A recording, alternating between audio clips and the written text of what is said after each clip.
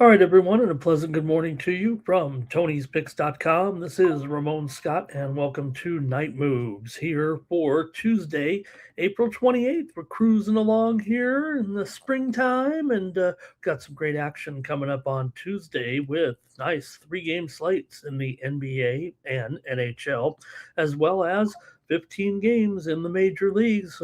Only one interleague game. We're playing National League, American League, old school baseball here on Tuesday, except for the DH, I guess, and the ghost runners and the shifts and all that. But pretty exciting day there with our 8 game card on in baseball and our playoff games as well. We'll recap those here as we get ready for the show. We'll let some other folks come in here and we'll talk about Tony'sPicks.com. So let's get ready and get settled. We got a long show ahead of us. So uh, let's talk about the NBA playoffs here on Monday night. We saw the Orlando Magic push the Detroit Pistons to the brink here. Detroit scored 52 points in the first half, but had nothing in the second half. Desmond Bain scored 22 points, 5 rebounds for the Magic. The Pistons subs were strong in this game, and Orlando's weren't, but it didn't matter as Orlando's gets the win 94-88. The underdog Magic lead the series 3 games to 1 now. Pistons vow to be better is what they said after the game, but they're going to be up against it here, needing 3 straight wins. Tough to do in the NBA, no matter how you look at it right now. I don't want to see Detroit waste that great season, but Magic takes care of business there on Monday night at home. Detroit's got 2 of the 3 left, obviously at home, so they'll have to win one here in Orlando still in order to get this series. All right, it was Oklahoma City over Phoenix 131-122. SGA 31 points and 8 assists. I said it would get off to a rip roaring start last night, right? The Thunder led 75-67 just as we dialed it up, just like we kind of dialed it up in that Detroit Orlando game as well. We had Orlando. By the way. I want to throw that in there, but uh, with Oklahoma City and Phoenix, we did take OKC. Missed out. They won by 9. I said it would be tough. I thought that they would be able to handle this game and win it comfortably. Could they get that number? Oklahoma City sweeps the best of 7 series 4-0 for the 3rd straight year in the first round. That's the 5th best all-time record for a team there with Coach Daniel. Um, uh, 3 straight series sweeps in the first round for Dagno. So good job there by Oklahoma City. They'll get some rest here as they sweep Phoenix big time there. And again, didn't quite get there with the money as Phoenix was able to keep it straight there at home, and they actually covered the spread there in that one, the 9-point loss. It was Denver beating Minnesota 125-113. All the numbers get there for Denver. It was a little scary there. Aaron Gordon missing the game there late, and that kind of caused the line to move a little bit here, but all the numbers still got there. Really didn't cause the line to move as much as I thought it would, as Denver still went off the 11.5-point favorite. At some spots, they got the 11s, they got the 11.5s. There really wasn't the movement that I expected, as I said, but we did have the under in that one. So I whiffed here on the show. Nikola Jokic, 27 points, 16 rebounds, 12 assists. Denver shot 57%, and both of Minnesota's starting guards are hurt here. So Timberwolves still lead the series 3-2, and the big one is coming up next when they'll be at home. Try to win without those 2 star players, Edwards and DiVincenzo, in game number 6. So no doubt a big win there for Denver. They got the money, it went over, but the next one's the big one. It feels like if they don't win it, gonna have to come back here to Denver and maybe be looking at the same type of scenario. All right, that's it for the looks in the NBA. How'd you guys do on Monday night here? I'll take a look at the NHL. We had some good games here tonight with the Pittsburgh Penguins beating Philadelphia 3-2 in that one, and big win there for Pittsburgh. They're able to knock off the Flyers. It was kind of a back and forth game there for sure on Monday night, but Pittsburgh able to grab that win. It was 1-0 at the end of one. Both teams scored a pair of goals in the second. No team scored in the third. Pittsburgh kind of ended a losing streak here, and we'll see if they can kind of rally around there now with their second win there in a row and drawing the series here to 3-2 right now as Philadelphia returns home with a chance to wrap it up. Also, the Vegas Golden Knights were able to get one on the road after trailing Utah early, a dramatic win in overtime for Vegas, 5-4 in that one. And Vegas, big number there with the win. They come back. They were trailing there 2-0, or they were ahead 2-0 at the end of one. Vegas was winning 2-0. Utah came back to tie the game up at 2 and then went to overtime, tied at 4. Vegas gets the win there in that one, and the series is now tied at 2 apiece. All right, that's a look at the NHL. I couldn't say I brought it home there last night here on the show in the playoffs, so hopefully you guys can help me out here tonight as we get ready to look at the action here in Monday's card. Let me see who's here and who's joining us. We got not quite enough people here to get started just yet, but there's Plus Money. Mad Sushi Maker is here, and it worked out for Plus Money. Maybe it was a baseball, because I know I had some baseball winners here. Even if the playoffs didn't totally work out. I think we had the NBA games kind of dotted in there, but obviously we just lost a couple there on the margin there. Okay, let's see here. Let me take a look here at the major leagues. Let's let a few more people come in. I'll take a look over at Tony'sPicks.com. Take a look at our premium picks over there and see who the handicappers that were hot here on Monday night over at Tony's. Let's see what we got here going.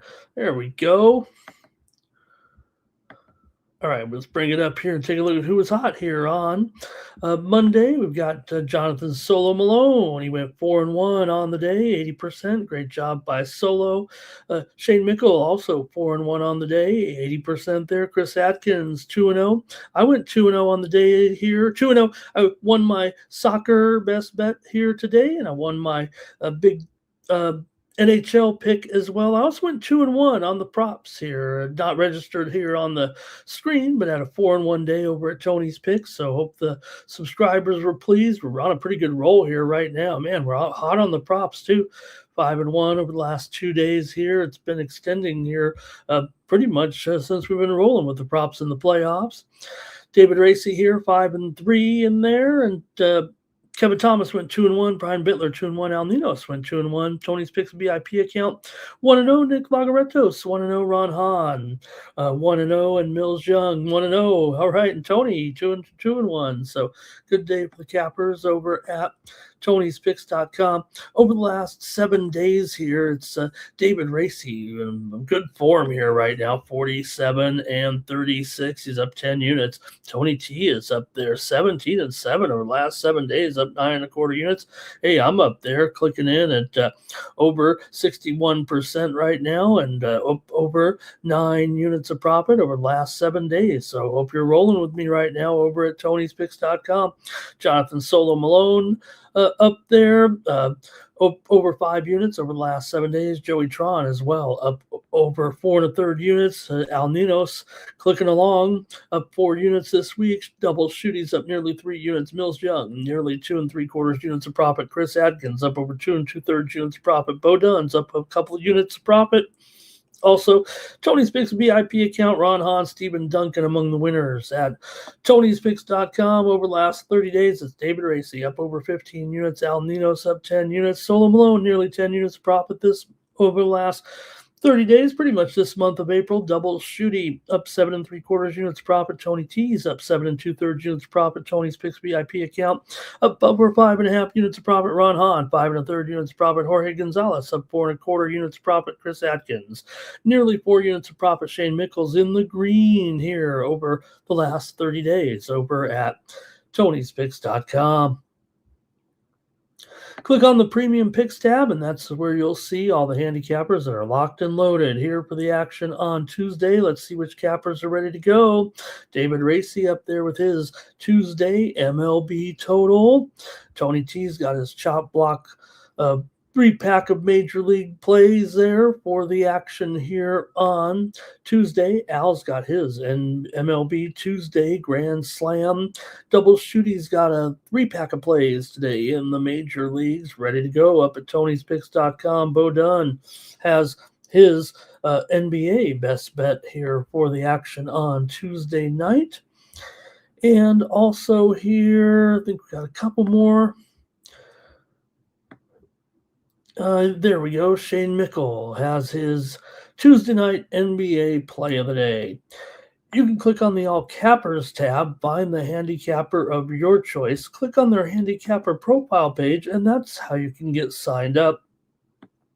Take a look at some of my records here over the last year here with lots of sports profits in many different sports, and take a look at some of these winners I had here on Monday over at Tony'sPicks.com. I went with Dasumu under 29.5 there. I mean, that last game he had was incredible, and I think that his numbers were bumped up pretty significantly because of the absence of the two players. But again, you were going up against these Nuggets right now, and he was expected to do a little too much, so I went under, and it finished pretty comfortably under.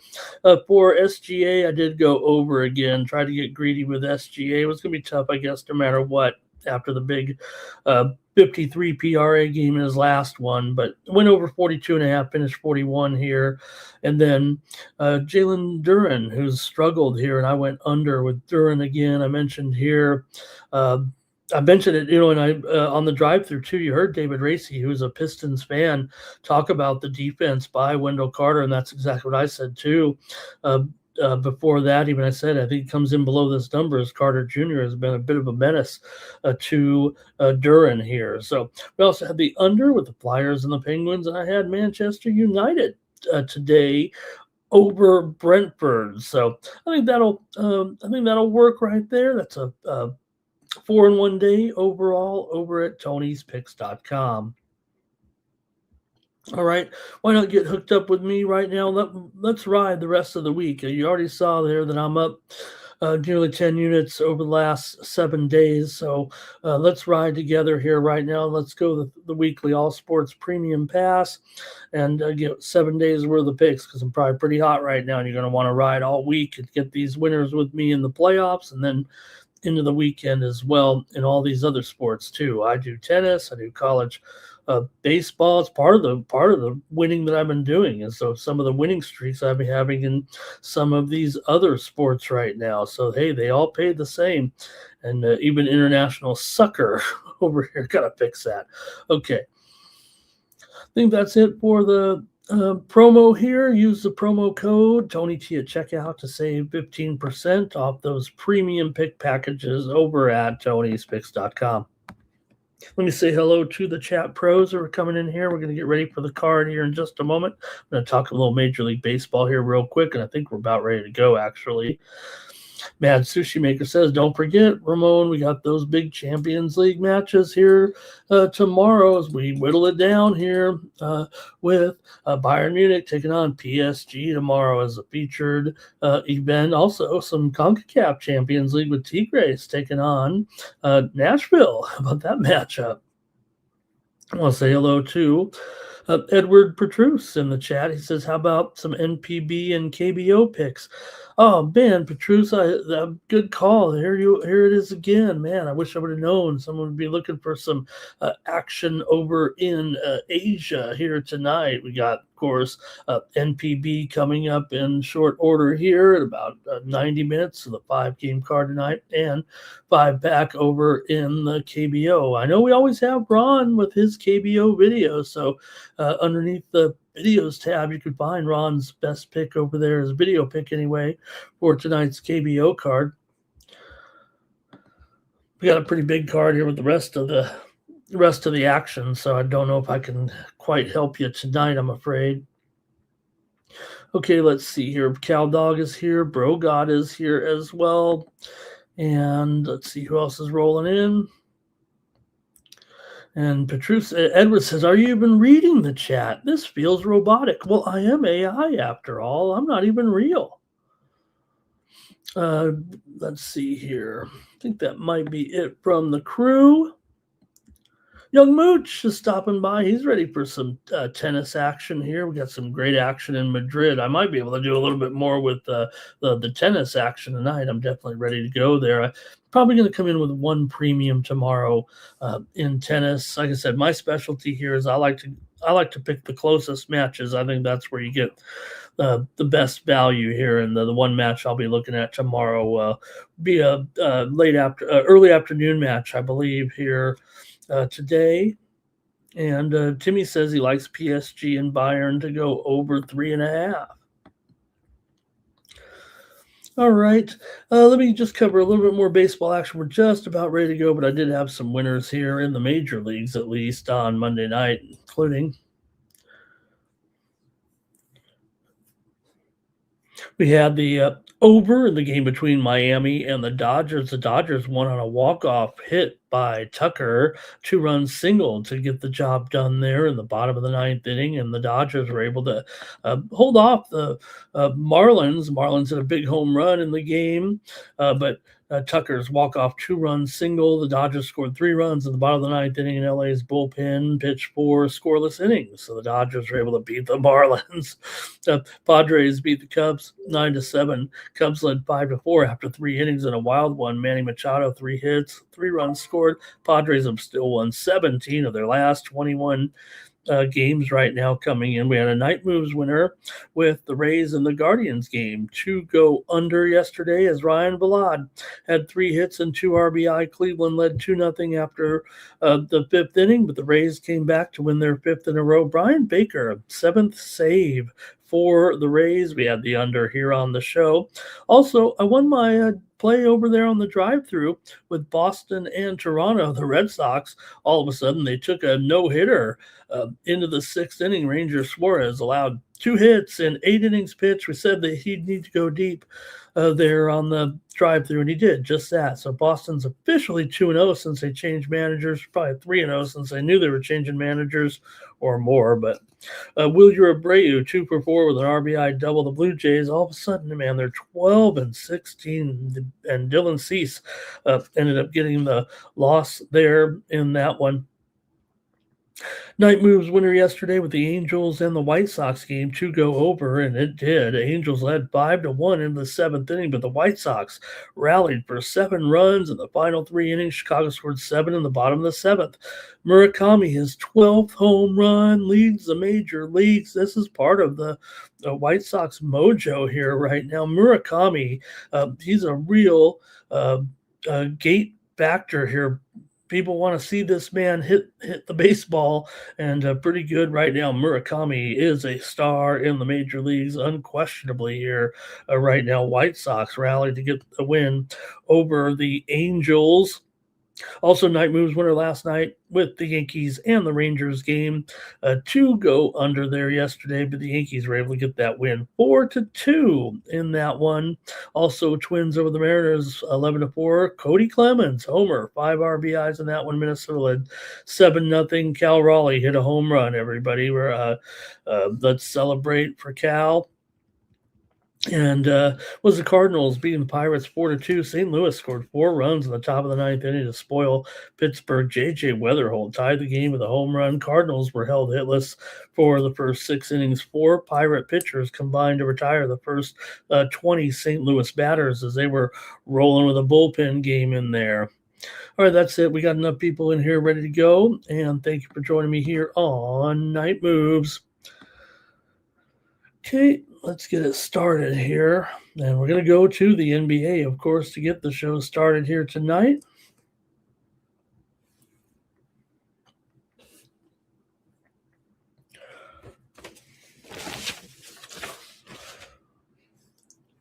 All right, let's get it rolling here right now with the Philadelphia 76ers on the road against the Boston Celtics here. Celtics favored by 11.5. It might not be enough. You know, the Celtics have won 2 of the first 4 games of the series, by 32 points. I mean, why wouldn't they win this one by 32? Real bad for Embiid. Not that he would have been, he probably would have, folded anyways like usual, but to have to come play here a little bit and try to salvage this situation, just feel bad. He really did not moving too well out there, so does feel like the walls are caving in here a little bit on uh, the Philadelphia 76ers right now, doesn't it? They just beat them there 128-96 last time out. They also beat them in this series 123-91. Look, Philadelphia got that win in there 111-97, did a good job upsetting Boston on the road, caught them by surprise in that game a little bit. And, no doubt, Philadelphia did cover the other game as well. So it's actually 2-2 against the spread so far. The first three games of the series went under. The last one did go pretty well over at 224 points. But what's Philly going to do really offensively in this game? Can they? I'm worried that Boston might put up a big number here, but can Philly do anything to slow Boston down here in this one right now? The first one, the 123-91 did go under 217, but it was 214 officially here. So I don't know. I think if it's going to be a blowout, I think this one, sometimes a blowout is kind of a score suppression, but I don't know if that's going to be the case here in this one. Let's see what you guys think in the chat here. Philadelphia is 15-23 to the under as an underdog, and Boston is 21-37 to the under as a favorite. But can Philly really muster up enough defense against these guys? Let's go to the chat here. No, nobody. All right, nobody's interested in this one. Maybe I went too fast. Let me continue on with some tidbits about the game here instead of just my opinion. At least try to give some other trends here. Maybe Philadelphia has gone under in 9 of their last 11, including 5 straight on the road. Boston's gone under in 6 of their last 7 against the Sixers overall. Boston's also gone under in 4 of their last 5. Boston has covered 11 of their last 15 coming into this one, and Boston's 5-1 straight up. Obviously, in their last 6, Philadelphia has still covered 4 of their last 6 games coming in. You got to give them credit. Like I said, they covered the spread in 2 of the 4 games so far, but Boston's just more complete right now on both ends, and with the Embiid situation, the obviously here, I would think they could win this game by 14 or 15 points. That's what my algorithm is saying here in this one. So historically, they also dominate this matchup, 11-4 in the last 15 meetings between the two clubs. Sixers have trended under heavy and struggle offensively really in this matchup right now. I mean, look, 91, 111, that was fine. They held Boston 97 in that win, allowed 108 or scored 100 in the 108-100 game and 128-98, as I said. So Philly's road unders right now. Maybe they are going under here in this one. Maybe they won't manage here. Boston will really put one down. All right, I'm going to see here one more time. Okay, here we go. We've got a couple now. Tony's in there tonight. I hope that's Tony. The Boston high volume threes hit in game 4, maybe not in game 5. Cal Dog. The Celtics again here in this one. And Mad Sushi Hunter, Boston and under. Got his sashimi ready to go. Cal Dog says Celtics. Celtics full game and first half. Got to put the two comments together. Timmy says you give Sixers plus 19.5 and he wouldn't do it. All right, I think there we go. Tony had to come in and help me out and give me a comment because I didn't think anybody was gonna. All right, now I'll go under here in this one with the Sixers and the Celtics. Like I said, in these roles in all season. I mean, we know the Celtics was a dead under all season in regular season, 30-52 to the under. And when you got Philly always going under as a dog and Boston a serious home favorite under, I'm going to go under again. It's going to be a blowout, man. I feel bad for the Sixers here and the way it's unfolded with Embiid. This guy's going to have bad luck his whole career. Hopefully, he's still got a little bit left in him. All right. Let's go to MSG next for Atlanta taking on the Knicks. And the Knicks are favored by 65 points, apparently. Call it 6.5, 214 here in this one for the Knicks. Favored here in this one after the 114-98 win and cover on the road last time out. Just when Atlanta got the momentum of the 2 straight wins, the Knicks kind of put it down on them a little bit and said, don't forget who is the expected to be the best team out of these two. So series tied at 2 here right now. Atlanta won, of course, games 2 and 3. 3 of the 4 games have gone under so far in this series. We know the Knicks were a great home cover during the regular season, going 28 and 13. Atlanta was a decent road cover during the regular season as well.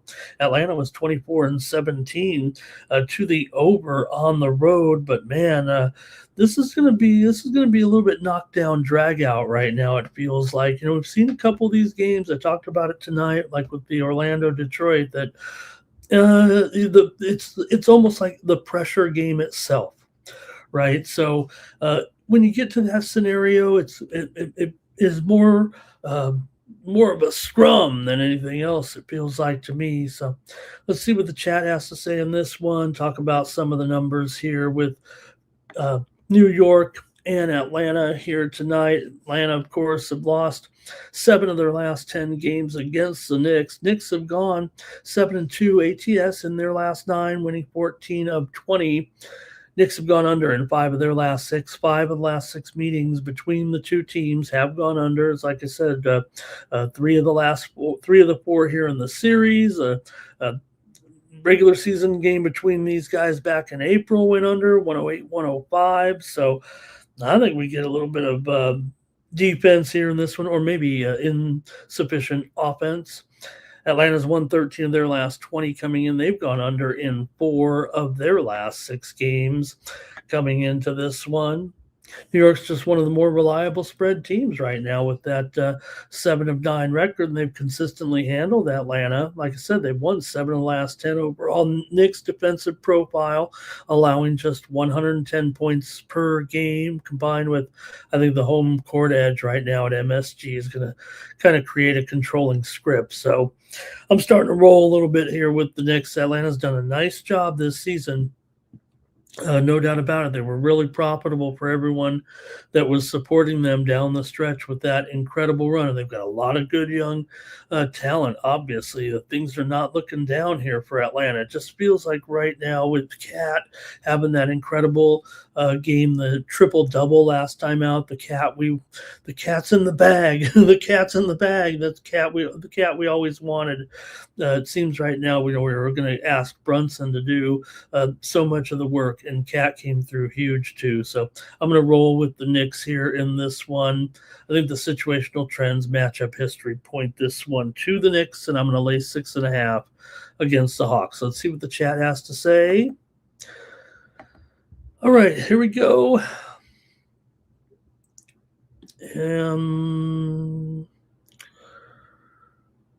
Let's see here. Jermaine says minus 65. He's going to take the 65. Tony says that Brown was going to get fired. Funny, Tony. I took Mike Brown at the beginning of the season to be coach of the year, and I thought probably about a couple months in, I was like, "Wow, what a great call by me." Eventually, I had to put some pretty big money on Bickerstaff, even at 2-1, because obviously he's going to get it. And hey, how about, I didn't mention the award tonight, huh? How about Cooper Flagg getting the Rookie of the Year from Con Kneppel? That late surge did do it, didn't it, for Cooper Flagg? Like I said, Kneppel pretty good. Look, if Kneppel finishes just shy of Cooper Flagg, that's a big thing for Con Kneppel, because Cooper Flagg is the man. He's a generational talent. This guy's only going to get better. I don't want to say we overlooked him. No one overlooked him. He's the Rookie of the Year, but he is incredible. And I think that bodes well for Con Kneppel, even if he didn't win that award tonight. But Yeah, I did score on that one on Kalshi before they banned it here in Vegas. Uh, Cal Dog cannot trust the Knickerbockers, though. I think it feels like it's shifted enough here anyway right now. I don't know about beyond this, and like I said, the pressure. Tony said the pressure's on Brown and company, but I think they found something. Um, Jermaine talking about Bridges. Now, look, I think I'm thinking of one game I had him under, and I don't know. I'm not necessarily down on him in this game. Plus money though, his best bet's the Hawks. So take that, Ramon. Timmy likes Brunson to cook in this one, and yeah, I think the Knicks will be able to salvage this. But will only a first round victory guarantee anything here? The Knicks, I mean, they're supposed to perform this year. Obviously, still Boston. No one truly thought that Tatum was going to come back. I don't know. It felt like in the back of my head he could make it back. When he did. Let's see, Knicks Brunson over here for Timmy Two Shoes. Knicks again for Cal Dog. Timmy says Brunson 30 points plus money. And Tremaine says only reason he came back. Let's see here. Khan faded in the end a little bit, right? He really got exposed there in the play-in tournament too. Really was not that counts. It's a regular season award, but I think that's what we saw was him kind of trailing off, maybe there. Okay, Timmy says he kind of faded in the fade. That's faded. That's faded. Okay, I gotcha. All right, I'm on the Knicks here in this one.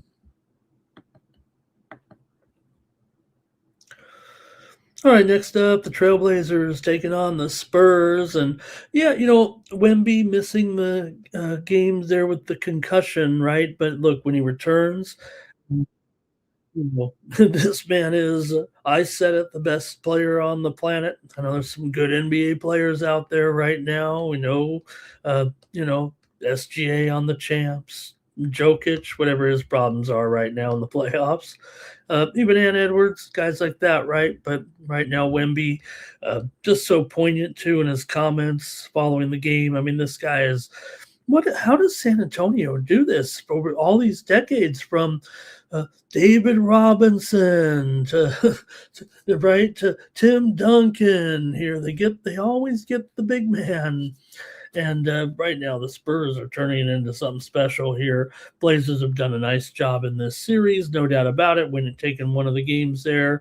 But when we was back, put up monster numbers in that first game back. He is the defensive player of the year here. So I think that kind of, if you want to look at the total a little bit, I don't want to say they're going to close this one out with authority as well. I hope we don't get a bunch of blowouts here on Tuesday night. But man, this one feels like it's going to be an uphill climb a little bit for the Blazers here in this one.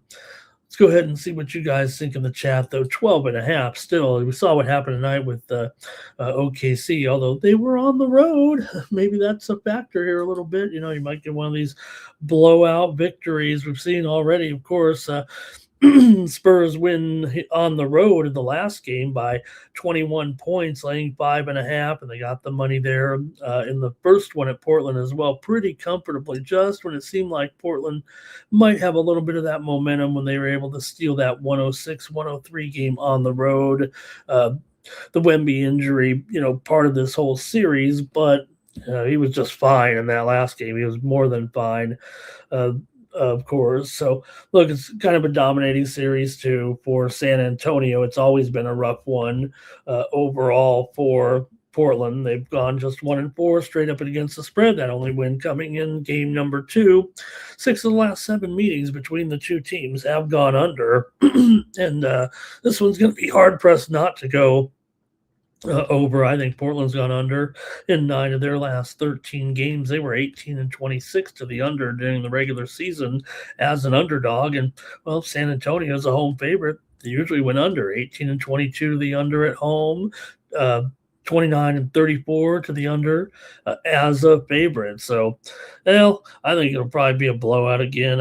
Maybe the Blazers have something here to stay in, but it feels like even Avia is finally starting to see that the team just doesn't maybe have enough depth. They've got some nice young talent. Scoot Henderson has really come on, and I think he is showing up to be the guy that we know that he can be here moving into the future. But I think this is more of a number play than a trust play for me here. I think San Antonio, the projection for me is actually lower than the spread. But I just think once the parent writing is on the wall, I don't know if we're going to see a kind of a cruise control situation. I think it'll be more of a coronation here a little bit because I think we're expecting. Remember, the Spurs.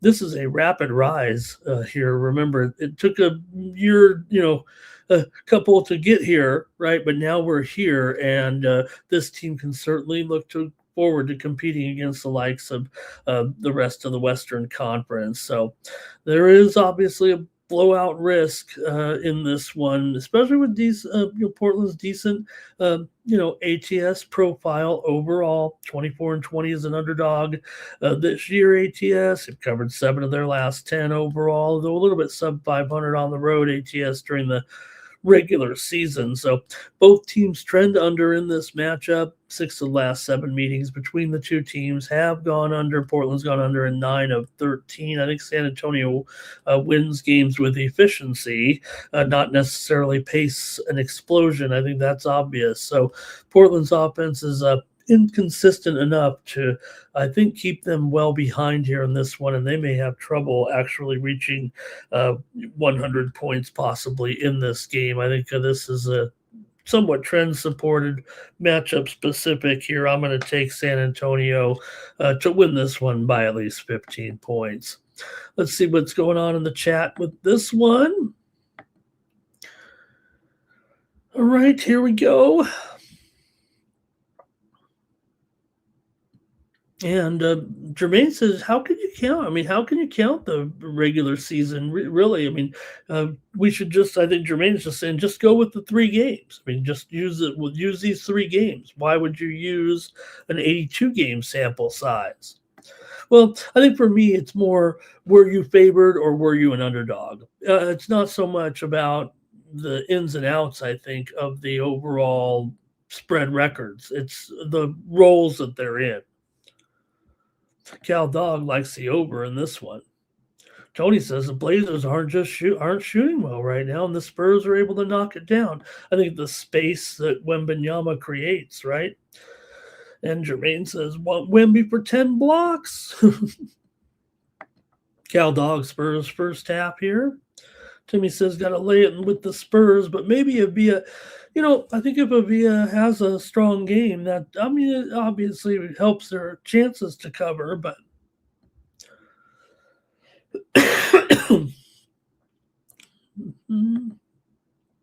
Blazers hanging there for 3 quarters. But then they Blazers choked. Oh, yeah, no doubt, Tony. I mean, these guys are competing well into the game, and then they're just fading. Hey, I want to say hello to Zach Sanders is here today. Good to see Zach. Let's get his picks. He's on the Knicks on the money line. Also, Zach put his other plays in there. Yeah, Cal Dog says, look what they're doing. Look what they're scoring after that. All right, guess that's it for the NBA, and I'll take the Spurs. Man, I'm laying some points here today. All right, let's go to the ice. We got 3 games in the NHL.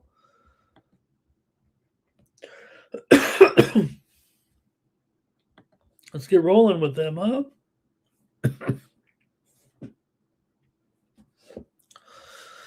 Bruins and Sabres here in this one. Man, the Sabres got off to that rocking start last game, 4-0, and almost felt like a momentum shifter.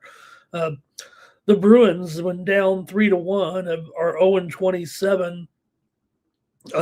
They've never come back to win a series in the first round, down 3-1. That's a long time.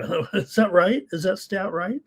Maybe it's overall. The Bruins have not come back from a 3-1 deficit. I know it was last 0-26, not in game 5 specifically, but at least they've never come back to win the series here. So it feels like the Sabres are uh, in position to wrap this one up. Remember, the Bruins were great at home, but not so great on the road. And the Sabres, well, they're both good home and away, but maybe a little bit even more so at home a little bit. Still, $1.70 makes it a little bit tricky because Boston has played well, and maybe the line is a little bit too high here. So I don't want to lay $1.70 on the show, but maybe we can work it out. Maybe we can look to the total or something. Maybe Buffalo will blow them out. Uh, Buffalo here, obviously with a convincing victory here in the last one, ended up being 6-1 in that game. They also won 3-1 in game number 3. The Bruins were able to get in there and get that. They were the team that scored the first 4 goals, remember, in game 2 at Buffalo here. But Buffalo, this momentum has been so awesome. Just when it looks like Buffalo's hot streak, I don't want to call it a run of luck because they've been really great, but man, it is uncanny that this team is that has been mired in mediocrity or worse for the better part of 2 decades, is all of a sudden having their best season, and really an outrageous season here right now. It's really going to be a thump if and when they get knocked out. Boston's won 14 of the last 19 games here in Buffalo, but you might throw that out the window the way things are going with this Buffalo team right now. They've won 7 of their last 9 and 5 of their last 7 games at home, and we've had 2 overs and 2 unders so far in this series. Boston, if still look at it, they've lost 8 of their last 11 games overall. So they were kind of tumbling into the playoffs a little bit. And the fact that they've been outscored 9-2 in the last 2 games, and then, like I said, it's been pretty succinct, right? Their home and away splits this season. As good as they were at home, they were a little bit more than subpar on the road. All right, let's see what the chat has to say in this one tonight between Buffalo and Boston. I think, look, Buffalo grades out with a clear offensive edge, 3.5 goals for. Boston does have some decent numbers offensively over the long haul of the season, but I think the stronger projection here might be Buffalo's goals allowed might be a little bit stronger here. So Boston's inflated puck line style, I don't know if it registers here in this type of matchup. Boston is 2-0 as a puck line dog in the series, and whether or not it will be a 1-goal game, I don't know. Boston feels like they're kind of almost on a resignation position here coming into this one. So Boston suppressed offensive expectations here. I think I got them at just a little over 2 goals in this one, so I think it might be a one-sided scoring situation here. The price is $1.70, and probably an empty net situation could occur in a deciding game. Boston, like I said, they might just give. You're not going to not take the goalie out if you're losing, and I don't want to just totally blow off the Bruins, man. They did win one here already. When this situation was still the same, that Buffalo very, very strong at home, Boston not so great on the road. So I'll go ahead and lay the puck line because I'm looking for attention here, and I don't want to lay $1.70, but I think Buffalo is going to win. I'm on big time futures here on Buffalo, but I'm not really no reason to cash in now. I mean, there's no true equity, I don't think, even for a first round win. But I did take it out pretty early in the season. We were right here on the show and talked about it. Just a 20 spot to win 820. So why not? Why not? Come on, Buffalo, just wrap it up here in this one. 4-1, 3-2 might be in there. That's a little bit of a problem there with the the tightness of this series a little bit. Buffalo's the Bruins have done a nice job, but I think the Sabres control and the Bruins have been limited offensively here. So I'm going to have to take one here. It'll be the free play on the show. I'm just going to take Buffalo here on the puck line. See what the chat wants to do here in this one. And it's hockey time. It's hockey time. I think we've got an official Cal Dog logo here for this portion of the show here. All right, Sabres wrap it up at home, says Zach Sanders. Plus money is on the Bruins here. Timmy Two Shoes says the Sabres are going to win this by 2, but it's a tough price. Yeah. Yeah. Well, tough price, right? To no one wants to lay $1.70. I don't know. I mean, look, I'm not on here to say don't lay $1.70. I just don't want to lay $1.70 on on the Tony's Picks YouTube channel, the 51,000 subscriber juggernaut.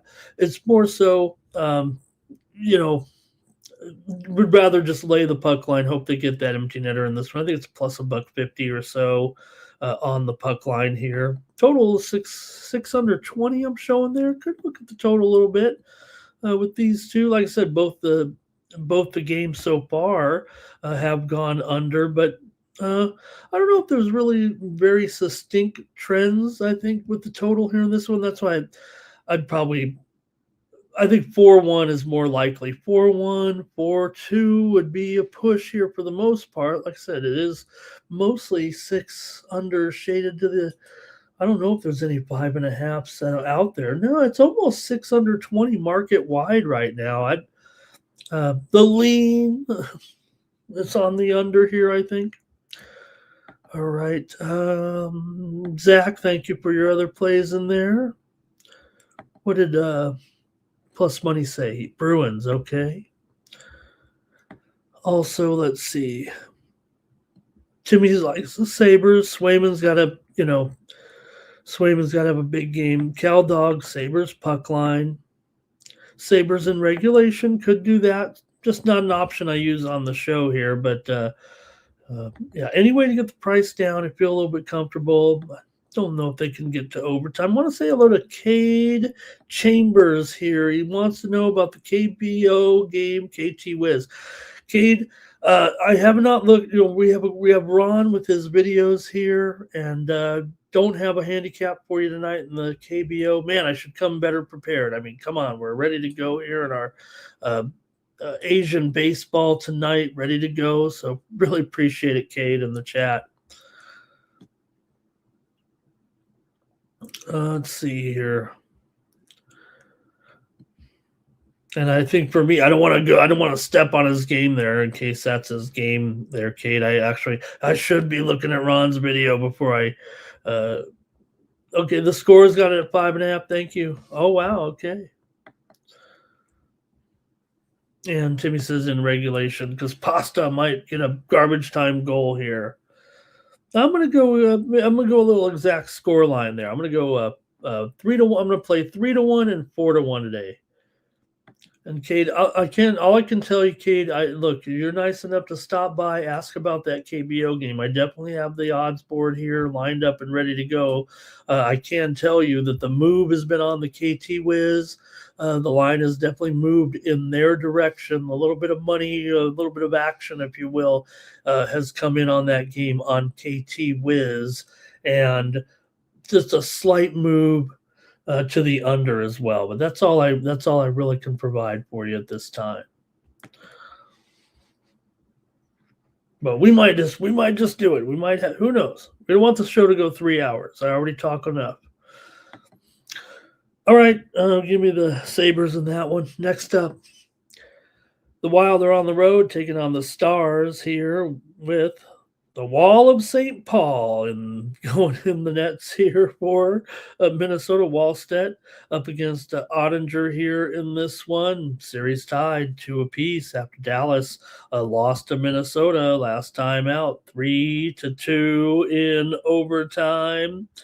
And Minnesota won the first one, of course. Remember, 6-1. They stunned Dallas, and then back-to-back wins for Dallas at home and on the road. Beat Minnesota 4-2 and then beat them 4-3 in 2 overtimes. Remember, so back-to-back overtime games right now as we head back for Game 5 here in Dallas with Ottinger going here in this one. for Dallas. They've won 4 of their last 5 games at home. They've won 7 of their last 9 overall. We know this is a tough spot for Minnesota. They're just 1-4 straight up in their last 5 playing on the road against Dallas. The win was that game 1 6-1 victory. Minnesota's also lost 12 of the last 18 to the Stars here, but I kind of like the way they're playing. Actually, I thought they did a great job in the last 2 games. I know they didn't get it done. Look, they were favored in that, of course, at home in game number 3. I know they lost, but Minnesota has gone here. Let me see here right now. All right, here we go. Minnesota coming in here with Dallas. I've got projected here, man. Oh, this is right on at 5.5 over minus 115, minus 120 here right now. Get off my NPB page. So 5.5 under 20 here in this one. Let's get ready and go over to the chat a little bit here, give you a little bit more tidbits here. I think Dallas is showing some strong underlying consistency here. Look, they finished with great regular season here, elite defensive profile as usual from Dallas. But, we've seen 3 overs so far in this series. Dallas allows just 2.8 goals per game. So, look, I think Dallas projected here is a side to look at, but I kind of want to take the dog here in this one. Minnesota's solid. I know it's a step up for them on the road, but they've done a nice job in this series. Both teams lean on that defensive structure for sure. I think Dallas at home, it feels like they're a team that dictates tempo a little bit with the lower scoring games in Dallas. It's always kind of a controlled result, it feels like. But Dallas has gone over in 6 of their last 9 coming in. Also finished pretty strong, but man, I'm going to take the Minnesota Wild here in this one in an upset. Lindquist, the defenseman for the Stars, is out of this game. He got hit in the face here, and I'm going to go ahead and take Minnesota here in this one. Zuccarello is questionable here. I don't know if I have as much, I don't know if I can back it up with the trends in this one. I think I'm going with a little bit of eye test here right now with this matchup. I almost wish I was getting a little bit more price. Would have maybe made a bit of a difference here in going to the premium side, but for $1.25, $1.30 here right now, it looks like the move is slightly on Minnesota market wide, about 5 cents or so coming into this one. So I'm going to go with the Wild in this one. I'm going to go for an upset here. So is plus money. Stars bounce back here, says Cal Dog. And Bork here for an assist or a goal. That's it from the chat in that one. Okay, game 5 tonight at Dallas. All right, will it be goals aplenty tonight when the Ducks take on the Oilers back in Edmonton? Edmonton looks like they're going to make a change in goal here and go from Ingram to Jari here now. And still the total 7. I mean, come on. Actually, some of the books are maybe going 6.5 with heavy juice for the most part, but 7 under 15. It might be. I probably could put 7 under 15 in there. Anaheim's been on fire here right now with 3 straight wins. The Oilers' backs are to the wall here at home, and man, Anaheim's playing good just in time. Man, I like what they're doing here. This is exciting. Coming off that 4-3 victory, in overtime at home, but they were able to get it done. That was key. They trailed in that game 2-0, grabbed a couple of goals in the second period, and won the game on that. Hey, however it can go in there. But it was what's going on with all these fluky goals? We saw it. Seems like every game's got a fluky goal. There are fluky goals all the time, but this is the playoffs. Tonight, the puck bounces off the back wall and goes in there in the Philadelphia-Pittsburgh game. Same thing happened for the Ducks in their win. It wasn't necessarily a big play that won it. just almost kind of a mistake, an accident. Doesn't take away from the fact that they're playing very, very well. Have scored 17 goals in the last 3 games overall. Of course, every game pretty much has gone over. The last one actually went under. The total was mostly 7.5s over there market wide. So I take that back, but still, when you're talking about a 7.5 and it goes to 7, it's only because these two teams have been playing a massive amount of overs in this matchup and just almost nothing you can do. Maybe this is the one that if I would just say if any game was going to be an under, right, I would think it'd be the game where Edmonton's back is to the wall here right now. Maybe they could somewhat adjust their strategy. I don't even know if it is a strategy with Edmonton right now and the way these games are going over, but 11 of the last 15 meetings between these two teams have gone over. 4 of the last 5 meetings between the two teams here in Edmonton have gone over. Anaheim's won 6 of the last 9 against the Oilers, and they've won 4 of the last 5 here right now, and obviously 3 of 4 in the series. Edmonton's lost 5 of 7 coming in, and I don't know, it feels like kind of a weird thing that Draisaitl goes out. They still play pretty well. He's back. They lose. Seems like Anaheim might have their number.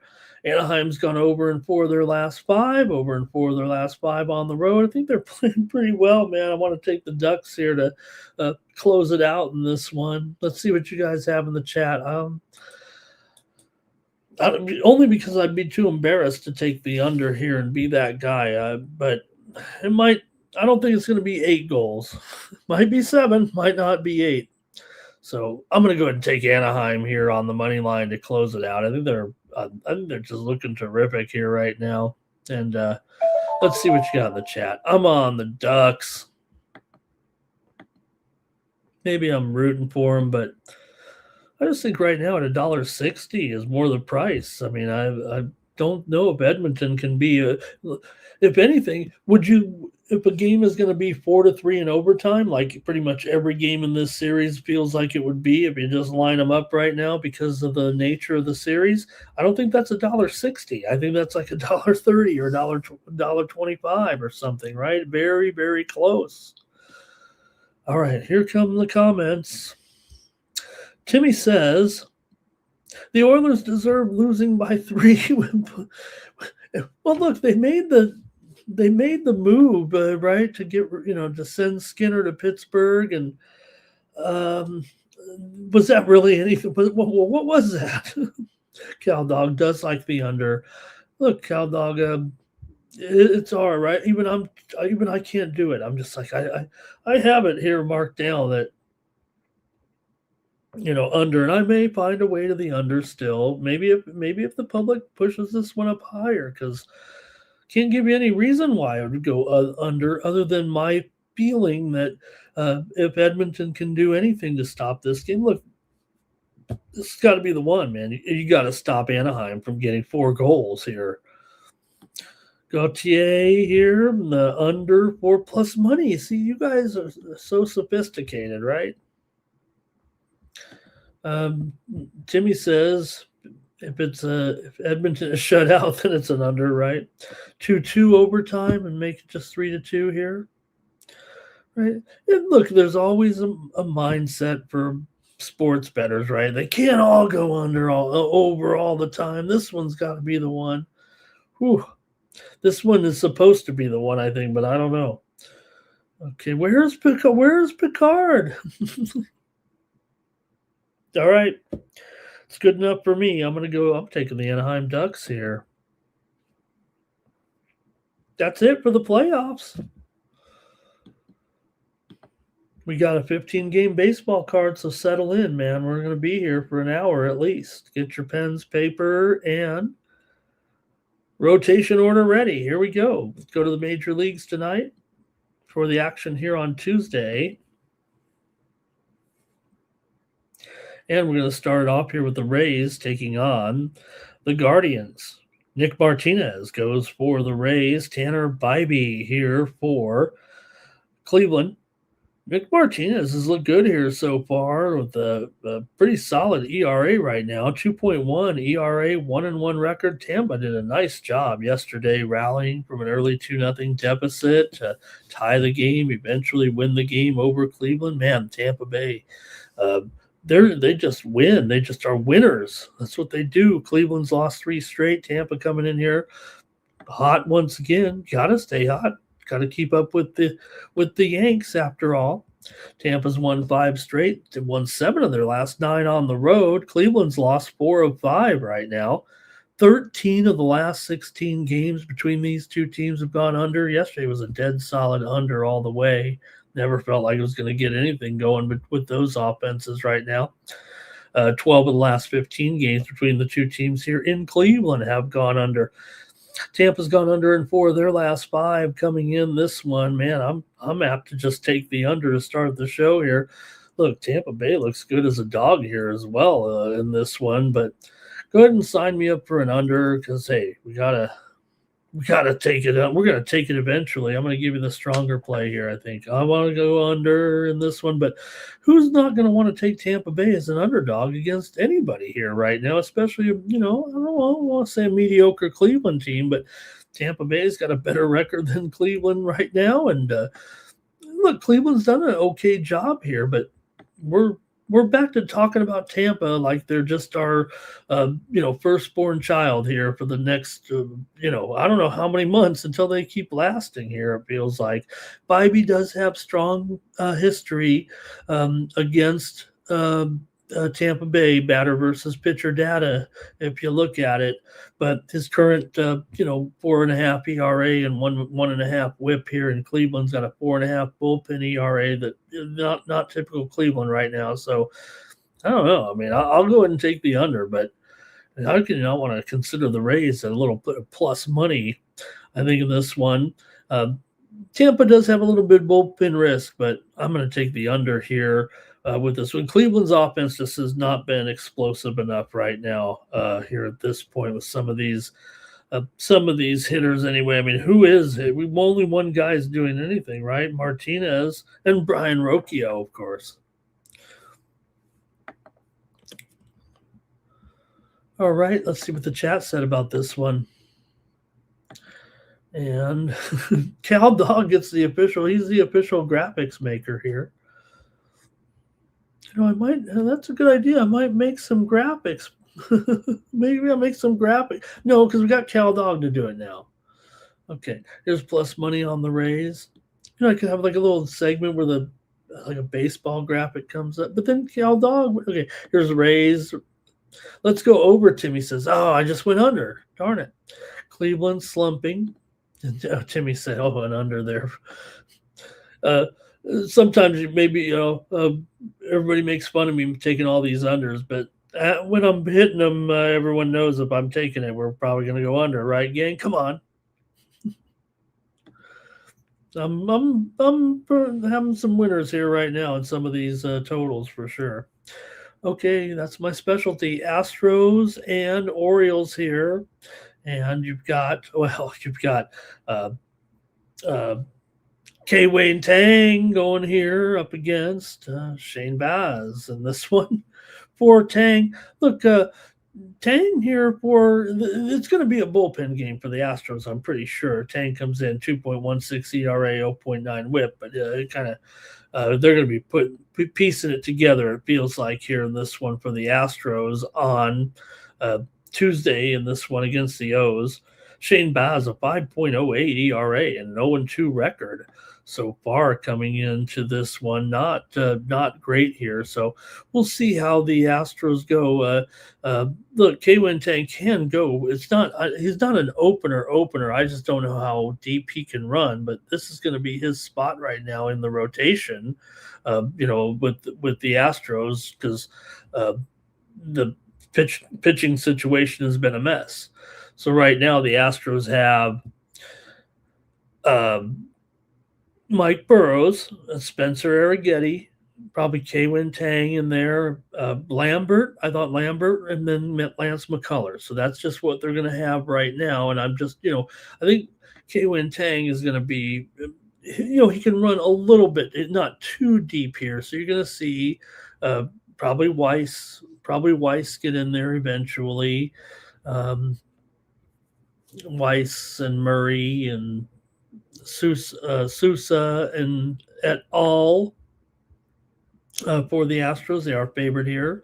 $1.40, total 9. Baltimore's lost 8 of their last 12 coming in, but Houston's lost 15 of 20. Houston has won 10 of the last 15 meetings between the two teams, but the Astros struggling on the road here, just 2 and 9 in their last 11 overall. Baltimore's gone over in 7 of their last 9 games coming in. Houston's gone over in 8 of their last 9 games. These two teams are combined 38 and 18 to the over, mostly because of Houston's struggling bats. We know the runs can come in here in Baltimore, and Baz doesn't have good numbers here really at all so far. So maybe the Astros can get something going. Look, Baltimore here, maybe Baz is an advantage pitcher as far as experience wise, or what we know of K. Wayne Tang. We just haven't really seen enough of him here in the season so far. But Houston 21 and 8 to the over overall. Baltimore 18 and 10 to the over. So both teams kind of bring in bad profiles. Houston's pen is the worst in the league here right now. Let's see what you got. Let me go to the chat first in this one. That Houston bullpen, 6.31 ERA and a 1.7 whip in the bullpen so far. So I imagine we're going to see some overs from the chat here. Let's see. Timmy has the Astros. And yeah, we play ball. Play ball. And then on the hockey, we could have the swish of the skates, right, Cal Dog? There's Astros there. Plus money is going over here in this one. All right. Look, maybe the Astros could have a better game here. This bullpen is so bad, but I don't know. It feels like kind of a crapshoot here. A little bit of volatility. The over is the trend for these guys. Oh yeah, I think so too here. All right, let's see here. I don't think this.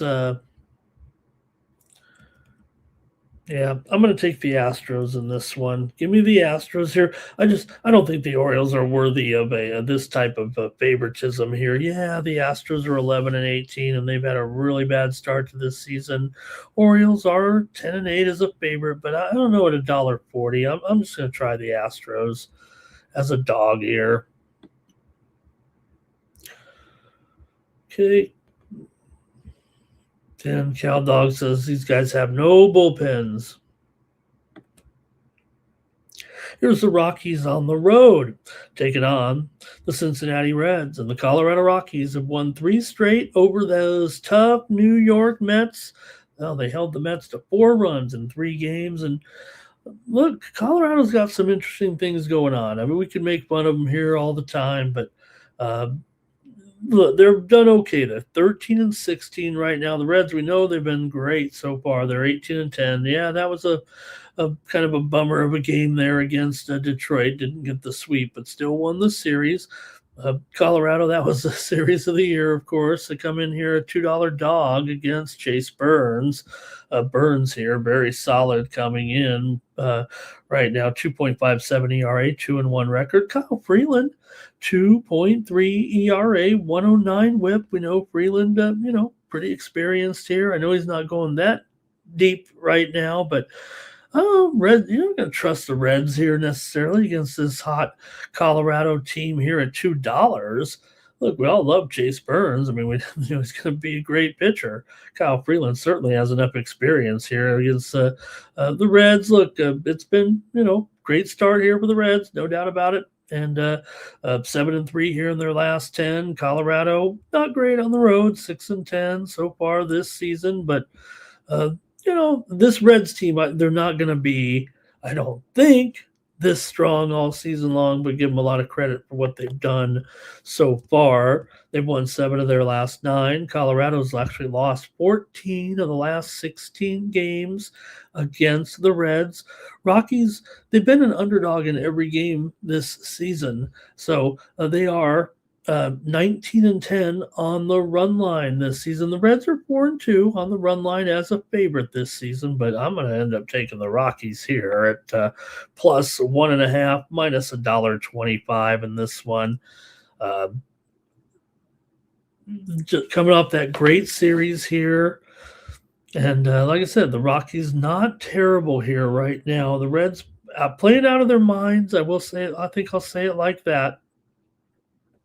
And let's see what you guys think of this one in the chat, but I've already made my call here. 5 straight meetings between these two teams have gone under. Colorado's gone under in 5 of their last 6, but the Reds have gone over in 9 of their last 11 at home. Reds are pretty consistent over. The Rockies are a solid under so far, so there are some conflicting trends maybe on the total here. Right now, the head-to-head is, like I said, under in 5 straight games, but you're in the small park here, which is always dangerous. But Burns puts Colorado's road under profile maybe a little bit in perspective here. So Cincinnati, let's see what you guys got here. Burns 2.57 ERA, as I said, 27% K rate. And Colorado does have some BVP issues here against Chase Burns. Some of these guys have struggled against him in some other appearances. Goodman 0 for 2 here against him. Let's see who else. Brenton, let's see. Let's see if I got the guys who are actually going to be in the lineup. Otherwise, I'm not going to worry about it. Okay. Freeman 0 for 2. So there's a little bit of bad VBP there, a little bit. Okay, here comes the chat here on this one. I've already made my commitment. I'm going to be on the Rockies here on the run line. Okay. For Real Kev had the Dodgers on the money line there, kind of saved his day there. Cal Dogs on the Rockies run line with me. Taking the over here, says Timmy Two Shoes. And it says the Reds. That was a shootout with Detroit, 8-3 there, I think, in that last game. Rockies score as well here, says Timmy.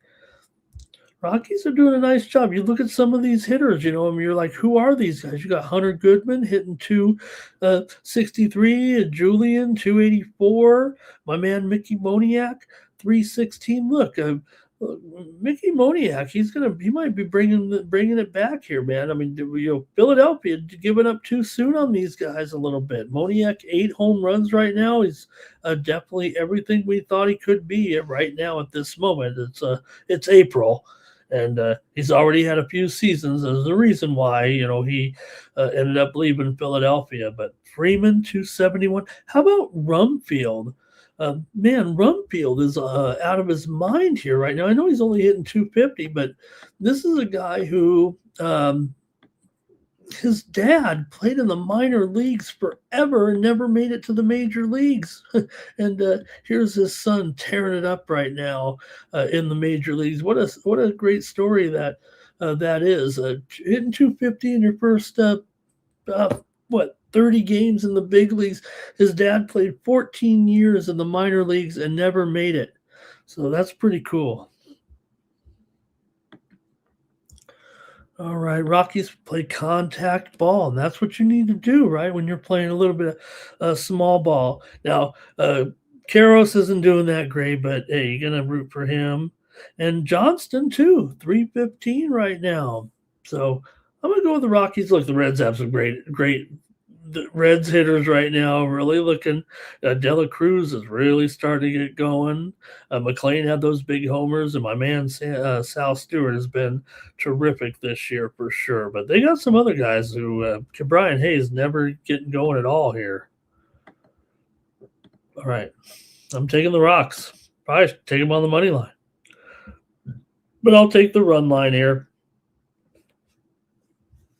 Giants and Bills in this one. Tyler Mahle going here for the Giants.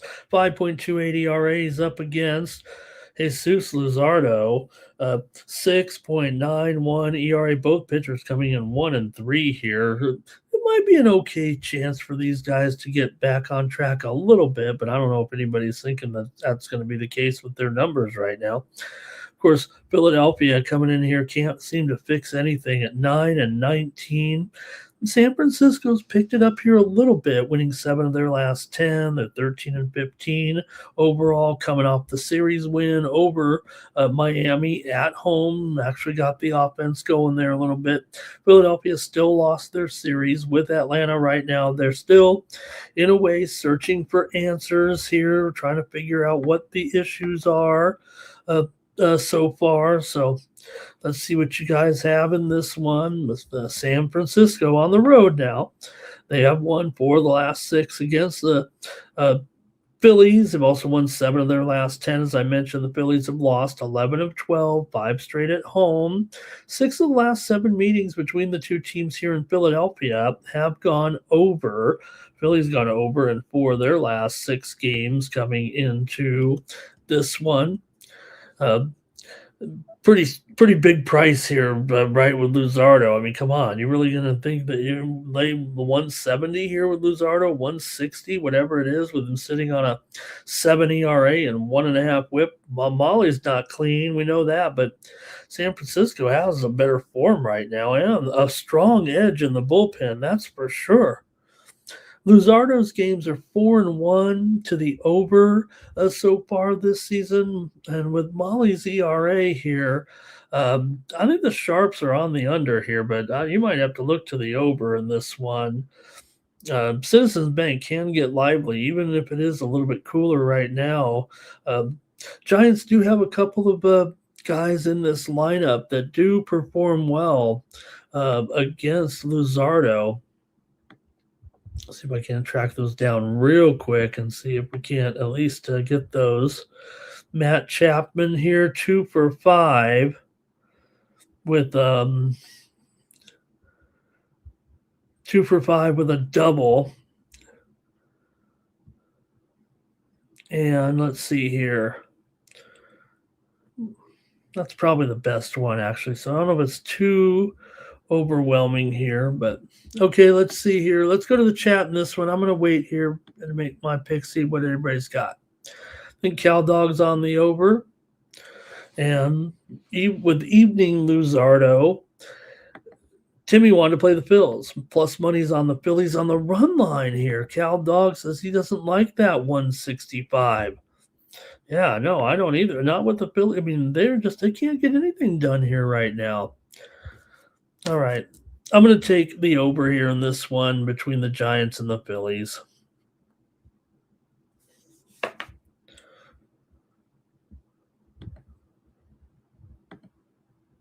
Next up, the Cardinals are on the road. Uh-oh, who's Ashcraft?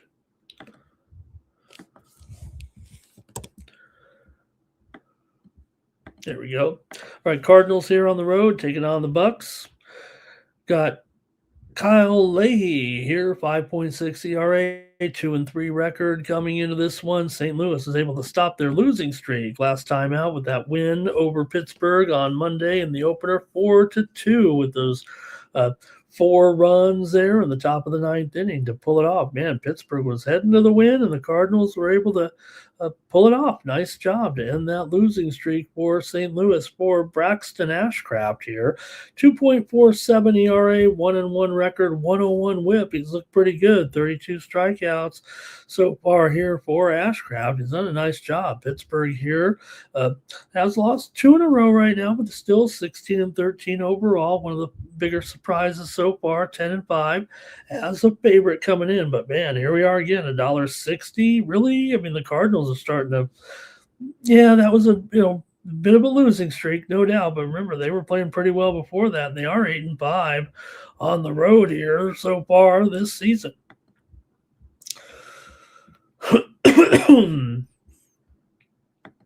See what you guys think in the chat. In this one, Pittsburgh here, maybe the Pirates have the stronger bullpen. I'll give you that. With Leahy's numbers are pretty hard to trust here, but uh, I think it's Ashcraft. Is there? Let me see this here. Let me see.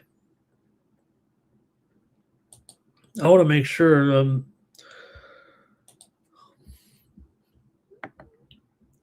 This could be. They could end up piecing this together. I thought. Is this Bubba Chandler's spot? But they ended up having to get a bullpen game in here to push him back or to space out because of the Monday game. Let me just check that out here a little bit. Okay, yeah, I think so. Because Bubba Chandler obviously is going to be. Okay, I show Bubba Chandler's spot that this is Bubba Chandler's spot. So,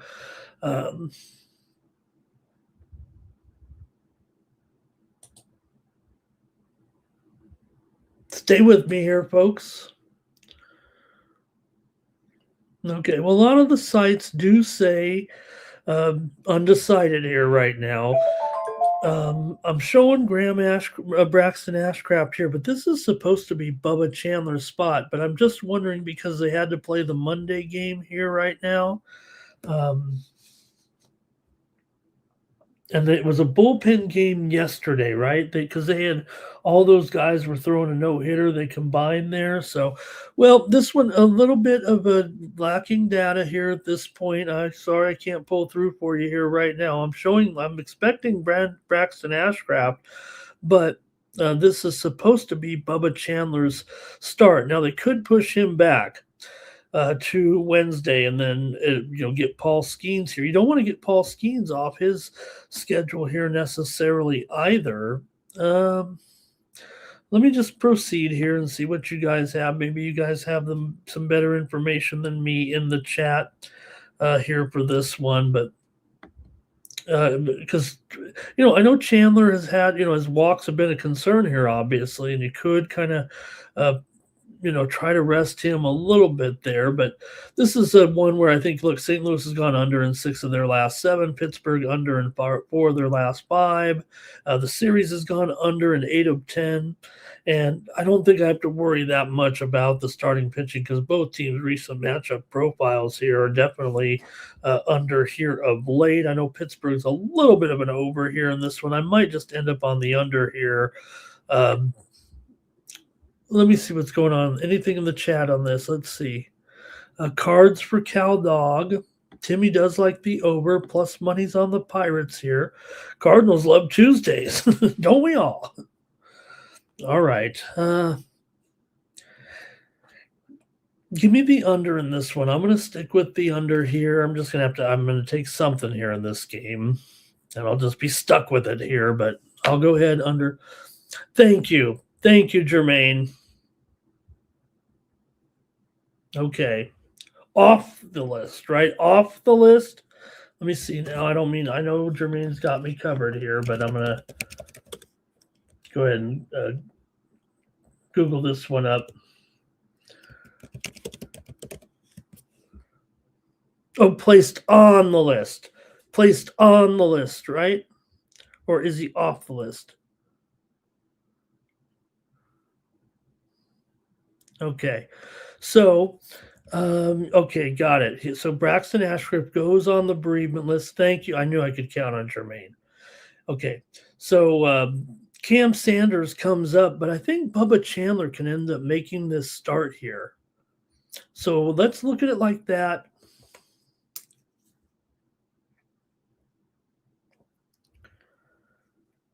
I mean, why wouldn't it be Bubba Chandler? I'm pretty sure this is his spot in the rotation right now. So let me clear that off because it's on. I think he meant to say on the bereavement list because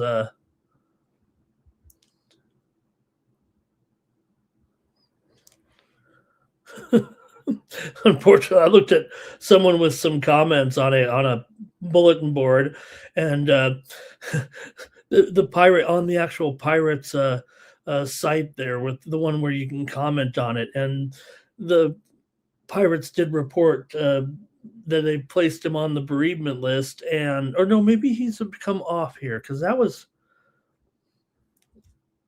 oh boy. But someone on the chat said, congrats. Okay. That's not funny, but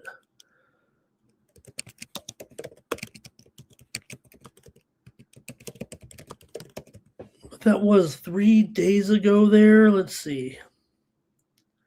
Forcing he is expected to miss at least 3 days, expected to return during the Cardinals series with a potential return. So, okay, so I think, okay. So you're right. You're right. You're right, Terrell. Should come back here for Tuesday.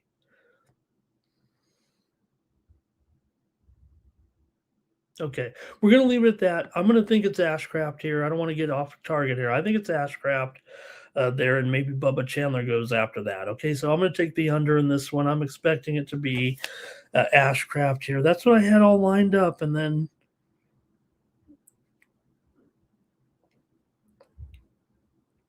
I did see talking about Bubba Chandler. Okay, all right, there we go. I'm going to take that was a long one. Sorry about that. I'm going to go under here on this one.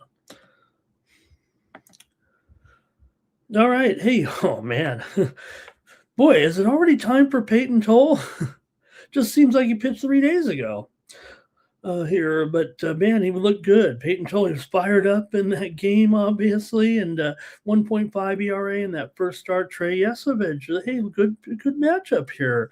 Look, I think everybody's fired up about Peyton Toll for sure, and we know Trey Yesovich was so terrific, and he's making his start here in this one to get his season rolling. So let's see what you guys think here in this one of the Red Sox taking on the Blue Jays. Do I have the right game? Yeah. Here in this one, Boston has the lead here. Let's see, the 3 straight wins here for Boston right now coming into this one. Toronto gets a better overall setup, it feels like, though, here with this one. But Yesovich, here the Jays offense has got to get going and got to get into that Boston pen here probably right now. Toll's first start was excellent. There's no doubt about that. And he really got the crowd all fired up too. 3 straight wins here for Boston. They won that game 5-0. They were throwing a no-hitter there on Monday night there with Ranger Suarez. He definitely held the job. That was my pick on the drive-through with Tony, and we talked up, of course, Dylan Cease, but said that Suarez needs to run deep, and boy, did he ever. He went 8 innings in that game. So a little bit of a stall there again by this Blue Jays offense right now. Their favorite here, $1.20 with Yesovich coming here pitching for Toronto. So let's see what you have, though, in this one with Boston. They've won 4 of the last 6 between these two teams. Overall, Boston's gone over in 4 of their last 5 on the road, but 4 of the last 5 meetings between these two teams in Toronto have gone under. Toronto, however, has gone over in 5 of their last 7 games at home here. Toronto comes in off of the loss there yesterday, but did win the series against Cleveland here. Both teams kind of struggling, no doubt. 12 and both, it's almost the same record. Toronto 12-16. You got Boston here 12-17. Boston hasn't necessarily been a very good underdog so far. They are 11-5 to the over on the road so far this season, talking about the Boston Red Sox. Let's go to the chat here and see what you have to say on this one. Cal Dog's on the Red Sox. Timmy's going with the over. Plus money's on the Sox here. And Timmy says, I think Timmy likes the over. He thinks Yesovich here might get hit. I think that's what he's saying. So, all right. Well, Toll, or maybe he's talking about Toll, because Toll was coming off his first start, and that was a really good start here right now. So, look, these are 2 good young prospects here for sure. But these offenses kind of get it going here right now? Boston all of a sudden. I don't know if it's if we can read anything into the momentum just yet with the 3 straight wins and the 2 here with Chad Kelly as interim manager right now, but they needed something to kind of wake them up a little bit. Both these teams got to wake up here right now. All right, is the chat good to go here? Let me get rid of my. All right, I still don't know if I have the best info there on that one. Okay, I think that's it from you guys, and I got to make my call here on this one now. This one's a little bit tough. Let me go to the algorithm. Let me go to the algorithm here. All right. Yep, I'm going to do it. I'm on Toronto here with Yesabage. I'm going to say a little bit more experience here for Yesabage. I'm going to go with Toronto in this one. Timmy says because of the rehab stint, he's not throwing a gem. Hey, I don't mind coming in April. I need an extra month to get ready for the season. They were using him pretty hard there down the stretch. Jermaine says pitchers versus Boston on a 6-0 under run. He had Cease under earlier in that one. Pitchers versus Boston. Pitchers versus Boston. Okay.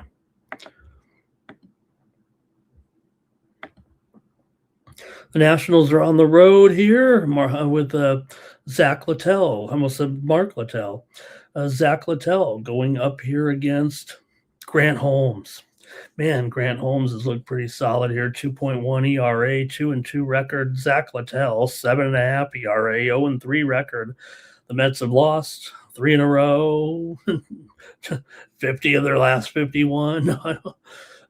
It's been bad. It's been a bad run for the Mets here. They've lost 15 of their last 17, 9 of their last 11 at home. Washington's won 7 of their last 10 on the road. They've also won 4 of the last 5 against the Mets overall. So, however, they are just 2-11 in the last 13 games against the Mets. So, look, the Mets.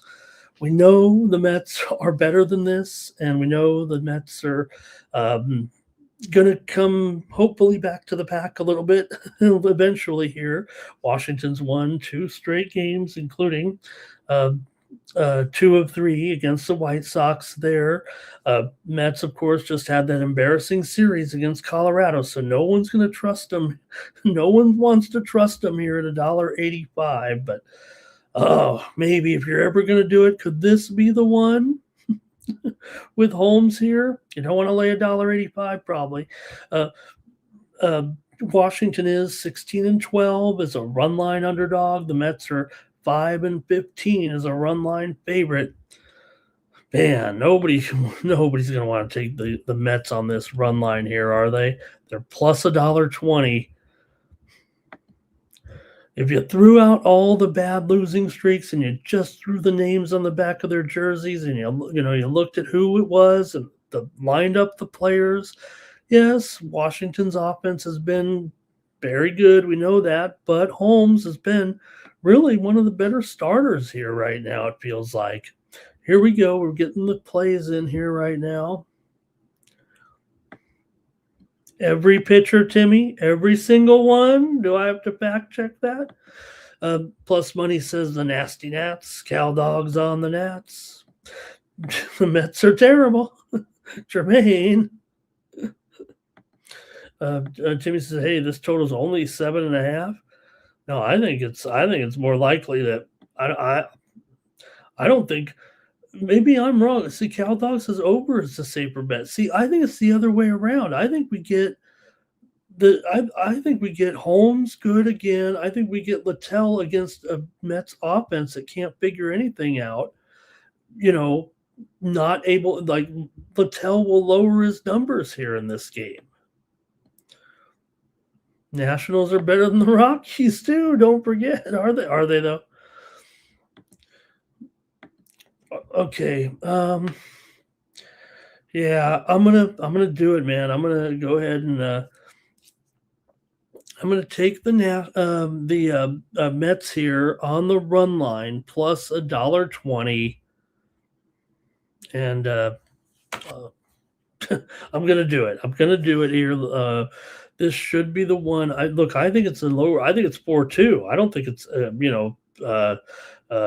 6-4 or anything. I think it's close. I think it's a low score Mets win, not any other way. Okay.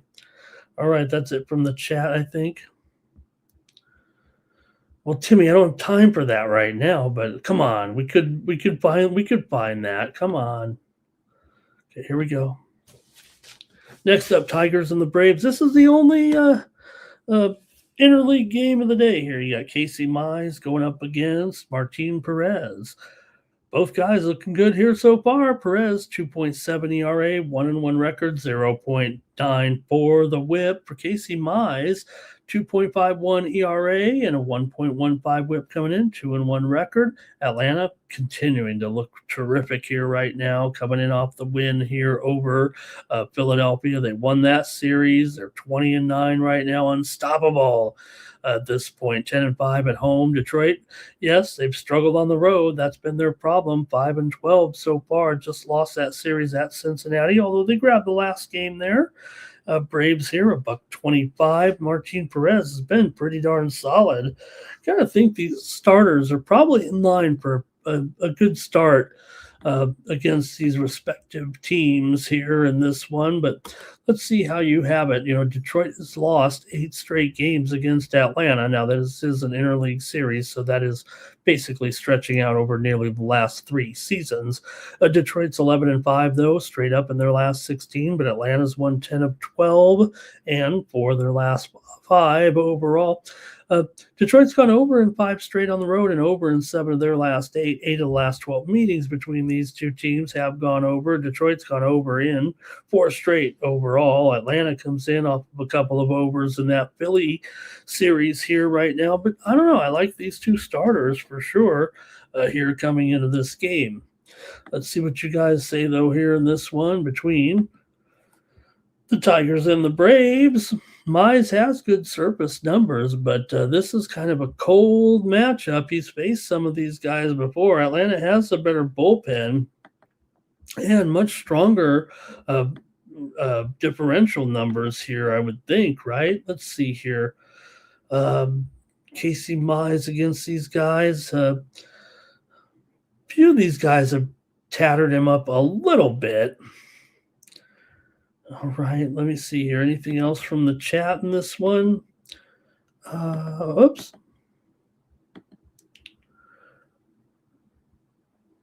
Okay, Cal Dog here is on the Braves. And let's see, Timmy's going over, plus money is on the Braves on the run line here in this one. Okay.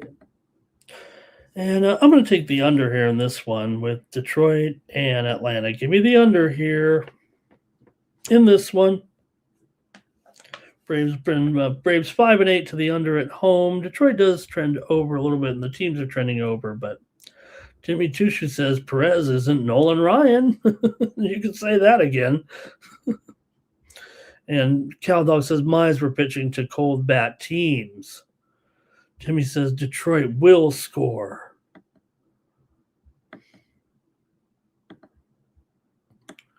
All right, next up.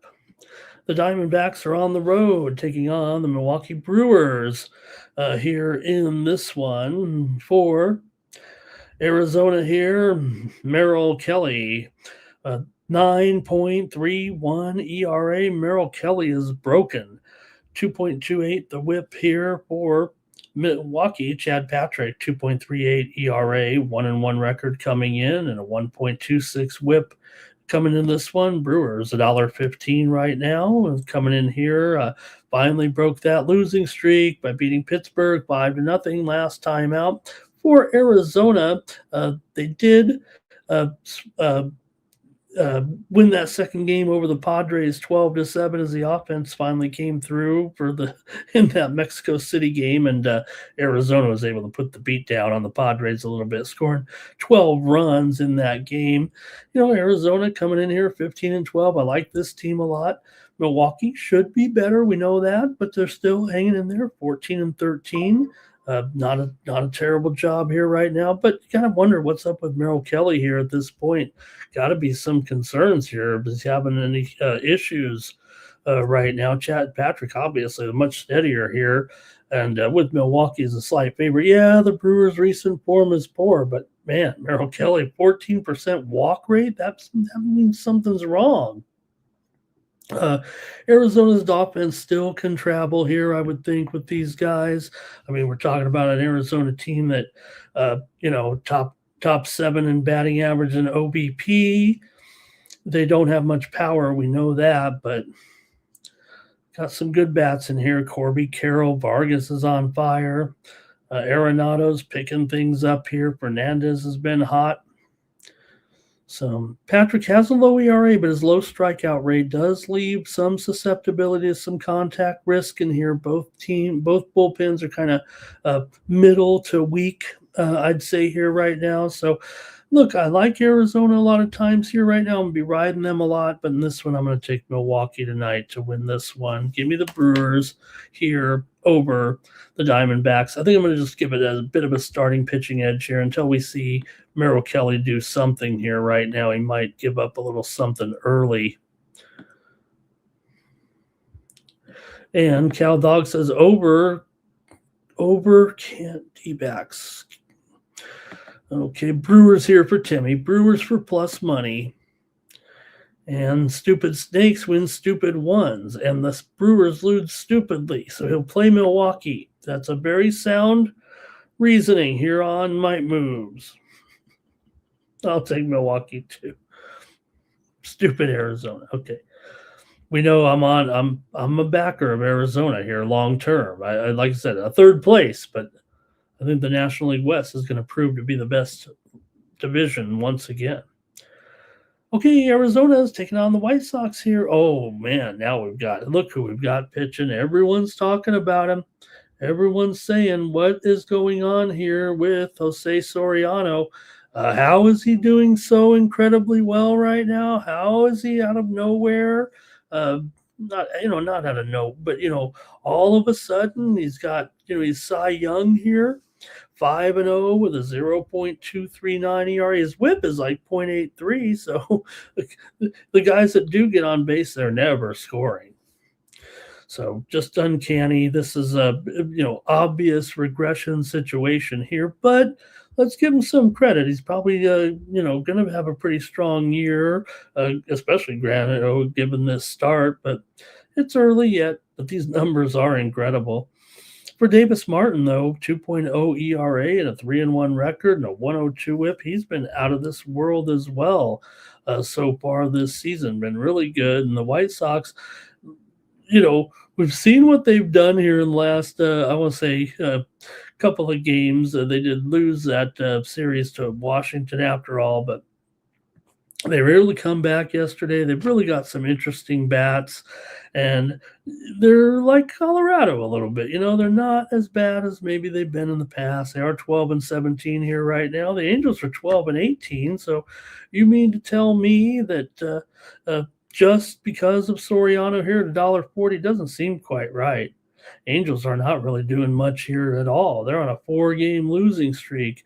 Yes, Soriano has been dominant, and maybe he will, especially against this White Sox lineup. They're not, any great shakes here. They've been doing an okay job, at least. They're actually got some power, but they don't really do much else. All right, let's go to the chat, though, in this one. Interesting, as for a bad game, it's actually got a little bit of intrigue here, too. The Angels lost 8 of 9 coming in. The White Sox have lost 8 of 10, but interesting pitching matchup, obviously, here. 8 of the last 12 meetings between these two teams have gone under, including 5 of the last 7 meetings here in Chicago. Chicago has gone over in 10 of their last 14. The Angels have gone over in 5 straight and 10 of their last 12 overall. So good luck, handicappers. This one's got, a lot of different things going different directions here a little bit, I'd say, here tonight. But we'll hear from you now in the chat and see what you think in this one with the Angels and the White Sox. Outside of Ohtani pitching, Jose Soriano's best guy on the card here. Also, he's got a 30% K rate coming in. So both teams kind of trend over for sure, but this feels like, good. I don't think this is a fluky pitching matchup. I don't think these guys, Davis Martin, he's obviously a good prospect, and he's not going to have these type of numbers all year, I don't think, but the market's already shading down, I think, right? Let me see. I think there's been a move here to the under. It's at Well, actually, you know what? We got one offshore book at 8 under 20. What do we have it on screen here? 7.5 over 20. Let's go to the chat first and see what you have. I mean, we're not spending too long on this game. It's an interesting game. Hey, Marcus James is here. Let's say hello to Marcus coming in. All right. Look at this. He had a 12-teamer and he hit for 2,500. Marcus James, everybody. Cal Dog's on the Angels here. Plus money's on the Angels. Marcus is on the Angels too. Jimmy says first 5 under because he doesn't know what the bullpens will do. Angels seem to have the worst bullpen, says plus money. Yeah, they're right there. I mean, Houston's got the worst bullpen, and then you got a few other teams in there right now. Teams like Kansas City, Washington, Tampa Bay, St. Louis, and, yes, the Angels. Marcus says, do you show your tickets, bro? You all should. Nope, I just read off the pick I have on YouTube, and it's Here for Eternity, sitting in a data center, and sitting in the YouTube data centers for all time. You can't trust them off the words. Well, I just gave you all my plays here point blank. I don't know what else I can do for you, Marcus. The picks are on record. Thank you for coming in, brother. All right. Timmy says first 5 under here in that one. All right. Okay. And Jimmy says he likes the first 3 under as well. Yeah, you kind of like these starters here. Look, obviously the numbers, like I said, they're not going to be all season long with these guys a little bit. And I don't think anybody wants to be trusting the Angels here off of $1.40. Give me the White Sox. Give me the White Sox here in this one with Davis Martin. Maybe Soriano's going to win the Cy Young Award here at this point. Next up here, the Mariners are on the road against the Twins. Now, a good pitching matchup here by name. Logan Gilbert and Joe Ryan aren't necessarily putting up the numbers that we're used to from these two, but you would think we'd kind of get it going here a little bit. You can see the peripheral numbers here. Not awful for Gilbert. 4.36 ERA, 1-3 record, 1.27 whip, 35 strikeouts. Figure Logan Gilbert, it looks Seattle's starting to play well. Or maybe I should just say, that Seattle's a little bit streaky here. By the way, we're starting to get rolling here. It's 5 in the morning here on the East Coast, so we're just starting to get rolling on the tennis action here. A couple of matches on the men's side coming up here with Yannick Sinner and Cam Norrie. They were just showing Sinner, and then here comes Norrie. And also coming up here, Echeverry and Arthur Fees right now. Getting ready to go here, a couple matches. Okay, see what you got though here. So Joe Ryan, 3.89 ERA, 2-2 record coming in, and a 102 whip. So look, we got 2 good starters here. I think that's unquestionable. Yeah, their numbers aren't looking too good here, but look, we're in Minnesota. I would imagine we're gonna see them perform okay, at least okay here in this one. Minnesota's actually kind of been the opposite of Seattle here a little bit right now, right? Dropping 8 of their last 10 overall. Coming in this one, a little slumpy slump here for Minnesota again already. Don't want to say it like that, but they dropped 5 of their last 6. Seattle is just 3-9 on their last 12 games on the road. 7 of the last 8 meetings between these two teams have gone over. Minnesota's gone over in 11 of their last 16 games overall here right now, but it feels like Seattle might be getting things going a little bit here with this one. It was 11-4. Let's see, what was it? 11-4 yesterday with with Pralip and Castillo in that one. So Minnesota definitely got the better of them here, and they're a dog too. Yeah, you know what? Maybe that is going to swing it for me. Let me go. I'm going to take Minnesota here as a dog with Joe Ryan.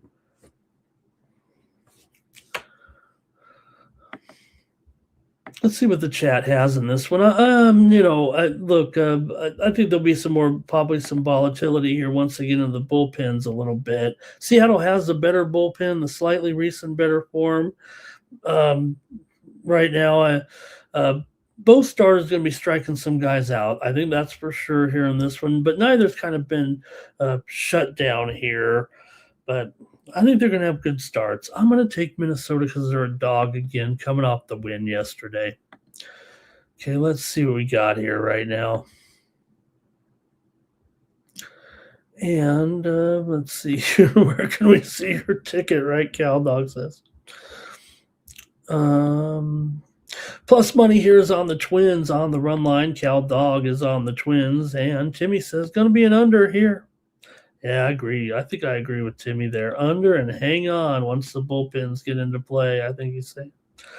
All right, we're cruising here. We're almost done with night moves. Let's take a look here now. Next up with the Yankees taking on the Rangers here. Cam Schlittler is spelled wrong on the screen. Who's hiring the graphics makers here? Tony, you're still out there? Schlittler coming in here.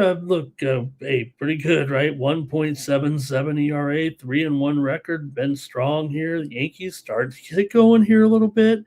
Jake DeGrom, man, we're almost getting old Jake DeGrom here. 2.13 ERA, 107 whip. Strikeouts are kind of there for him too. 2-0 record coming in. Good pitching matchup here. And we're in Texas. This game's got 1-0 written all over it. If this game isn't 1-0 or 2-1, it's going to be 3-2. We already know every game in Texas is a low-scoring game. It was 4-2 yesterday in the openers. The Yankees were able to get that win with Judge. Oh, Judge did it there with a home run, the solo home run there in the first inning after Ben Rice hit that home run. Funny, it was all homers there for the first 5 runs of the game here, but still only went to 6 runs. Yankees are 19-10 right now. They've won 9 of their last 10 again here, right, overall. So back in a groove here. Yeah, they lost that game to Houston, but now here they are, and Schlittler pretty strong here. Great numbers so far. And also DeGrom, strong numbers here as well coming in. I'm taking the Yankees, though. I'm taking the Yankees in this one. This is strength against strength, it feels like, with these 2 starting pitchers and when you're dealing with in Houston. We've said it time and time again. I mean, I don't know what you're looking for here, but Texas is 2-10 to the under at home. The Yankees are 6-9 to the under on the road here, and just all these games go under. So, look, I'm not going to take that as my play. We're going to save that. I don't know. Everybody else should take it too, right? Schlittler with this great numbers, and DeGrom, I mentioned that 34% K rate here coming in. Texas has gone under in 15 of their last 18 home games dating back to last year, and the head-to-heads under 6-1 to the under. So I'm taking the Yankees, though, here on the show, and we'll have an under somewhere out there. And this one's 7.5 right now. Man, this one should be a pretty strong play. Let's see what the chat has to say in this one. It's going to be Yankees here for Cal Dog, plus money's on the under. And that's it from the chat, I think. Let's keep it moving then.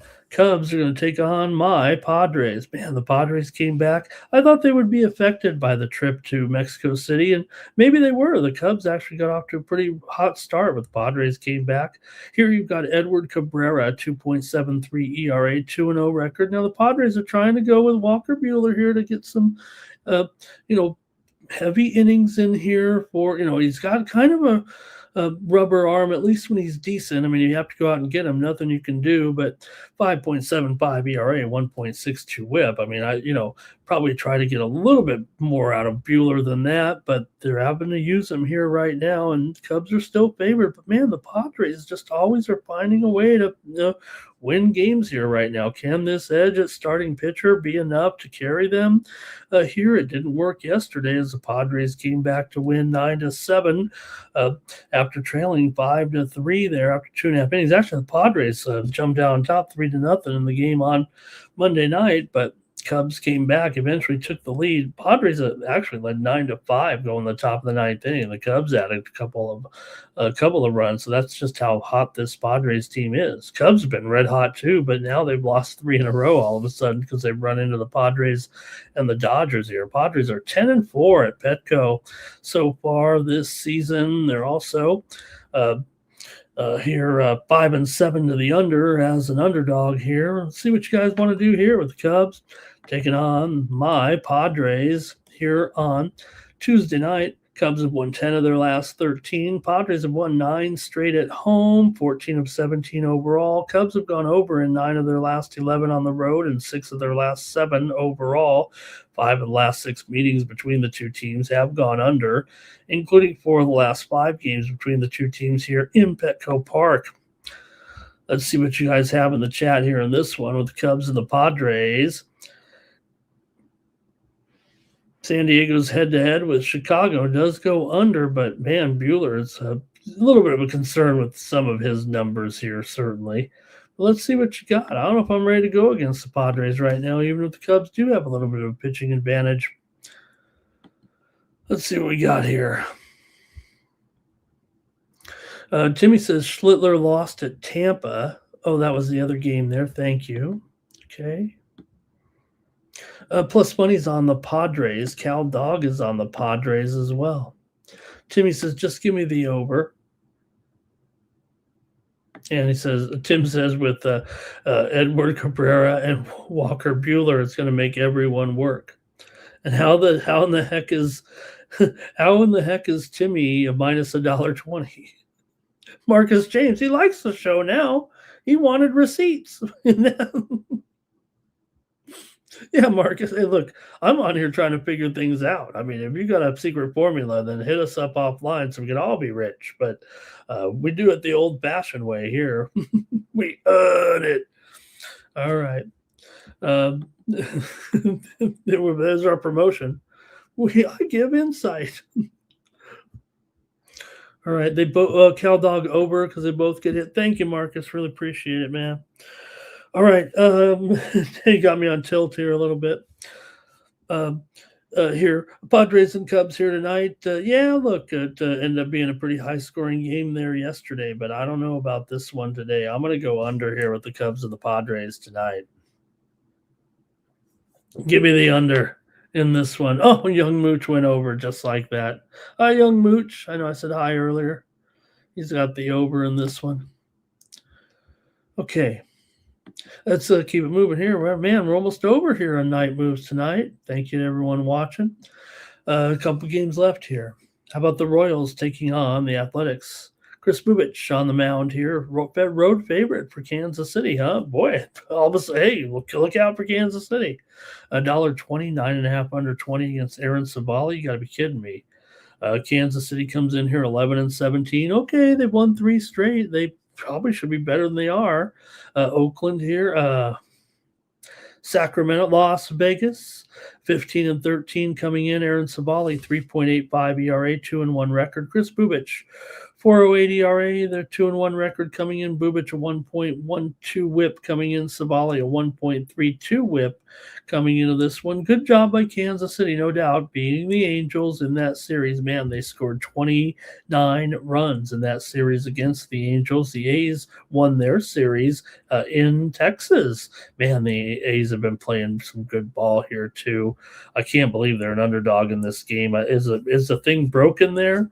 Bubich, hey, look, Bubich should be a little bit better, but like we talked about the A's, you look at the middle of the, I don't want to say middle of the road pitchers they went out and got, but look, between the pitchers they signed to try to shore this thing up as they approach their arrival in Las Vegas next season, they could have done worse than going out and getting some of these guys. I mean, the one thing you're going to get with Savali here, I mean, he's not walking a whole lot of guys here right now, so let's see what we're doing in this one with Kansas City taking on Oakland here.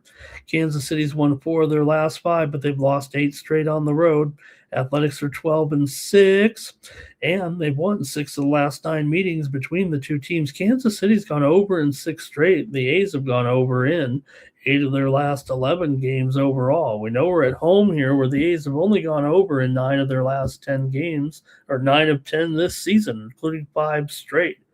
So, we're going way over in this game with these two, but let's see what you have. I've got 2 options here because it sounds like I'm on the A's and the over, but let's see what the chat's doing and let's see what you got. All right, Timmy says go with the A's. And Cal Dog says you got to go over in this one, right? Now look, Kansas City's 3-9 to the under on the road, but there doesn't matter, right? You're going site specific. Doesn't matter. Timmy's going over here.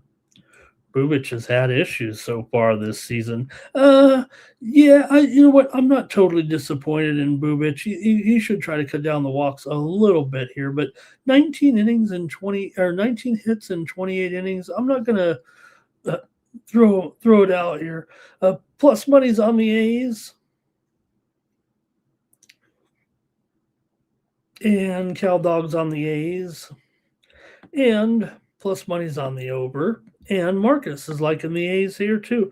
Hey, if Marcus is on the A's, I'm on the A's. See this Kelly Green shirt? Give me the A's here. This one, I'm writing it down. I'm writing down Marcus and me on the A's here tonight. All right.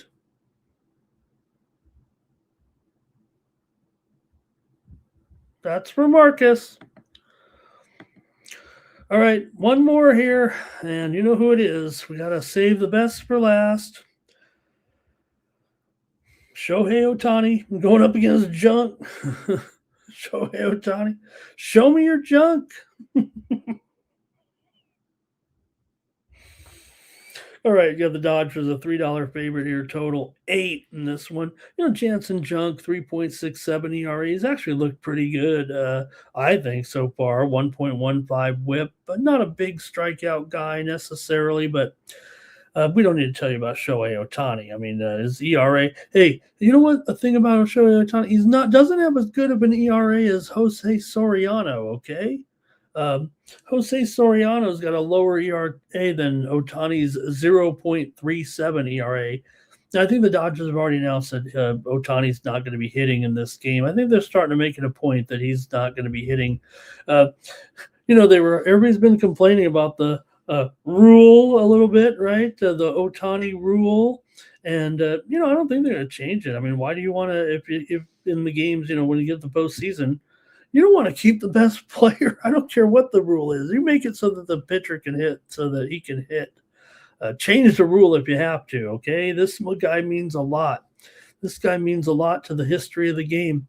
I can remember writing an article, and look, it's easy to say back, but I was writing for Gaming Today, a very popular it ceases to exist now just a couple years later, but it was a very popular publication that I wrote in here in Las Vegas. I wasn't in Las Vegas, but I said at the time, Ohtani had just come up and he was putting those numbers that were up there like Babe Ruth, and that was a comparison, right? And I said, well, look, if you projected these numbers out over his career, he will be the game's greatest player ever when it all is said and done.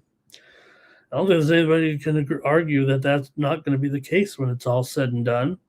Not only that, it seems like it's an incredible physical specimen that doesn't get injured, really. So, yeah, other than, the arm, you got to hope that works out. But right now, it looks like he's, fixed it here. I mean, the pitching is better than ever for Ohtani. So, who knows? I mean, he might have a bionic arm in there. All right. Yes. For Ohtani, I think his whip is more than his ERA, right? Or is it? Let's see what you guys have in this one.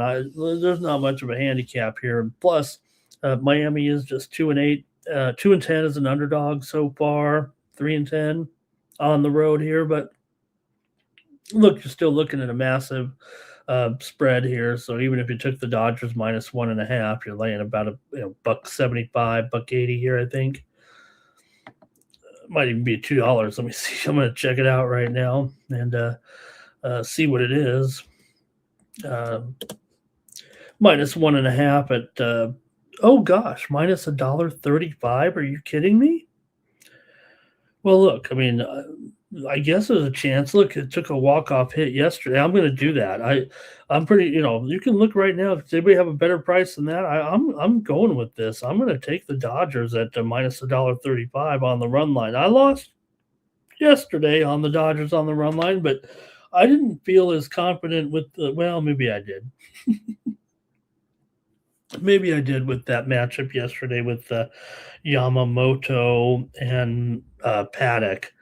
But I will say this: I mean, Junk is definitely a little bit better than Paddock here. I think for sure. Miami is 10-1-2 on the road to the over so far this season. So look, Otani should be able to deal here, but you don't need to leave him in the whole time if the Dodgers are winning. Let me go to the chat. Let's see what's going on here. So maybe it's a little tougher than it looks. I'm taking the Dodgers on the run line. Let me analyze that. That's a pretty serious trend there. Otani could just steal these guys and keep it under because he's Otani at this point. Okay, here we go. Marlins plus 10 for plus money. Cal Dog likes the under in the first 5. Here's Timmy says to LA team total over. There over team total 5.5 plus $1.32. Marlins run line for Cal Dog. And Timmy was praying for that late action there for the Dodgers to win the game. 3 runs in the bottom of the 9th inning. I said that the Padres are the most exciting team. The Dodgers don't have to be that exciting. They usually win by more. They don't need miracle comebacks, but they did need them. They did need one here on Monday night. All right, I guess that's it, man. What a nice show we had here on Marlinsville money line here, Cal Dog. But remember, Cal Dog is from the Bay Area. Cal Dog, this is Otani. Look, they might get in the bullpen eventually. The Marlins, look, they were winning that game. The Marlins did a great job. They were the ones winning that game for sure. Looked like they were headed for that victory, although it was one of those situations where you were sitting on the edge of your seat even before the inning started. You could it felt like it was coming a little bit there. So, all right, everyone, I guess that's it here for the night. Timmy says Shohei likes to perform versus the Marlins. Take him over in his strikeouts. Why does he? These Marlins, I really like to. All right, that's going to do it here for Night Moves here. All right, really appreciate it. Everyone in the chat. Was a really great night, especially our new hero here, Marcus James. Maybe Marcus will become maybe he'll be a chat pro with us. All right. All right, don't forget, head on over to Tony'sPicks.com and use the promo code TonyT at checkout. Save 15% off those daily premium pick packages, including mine here on Tuesday in Major League Baseball. NBA, we're going to roll those props again and keep the winning coming with those props, man. We've got a pretty strong run going on the props. And also, we'll have some NHL action here as well with that 3-game card. Appreciate everyone who checked in here tonight on Night Moves. And for the Tony's Picks YouTube channel, I'm Ramon Scott. So long from Las Vegas.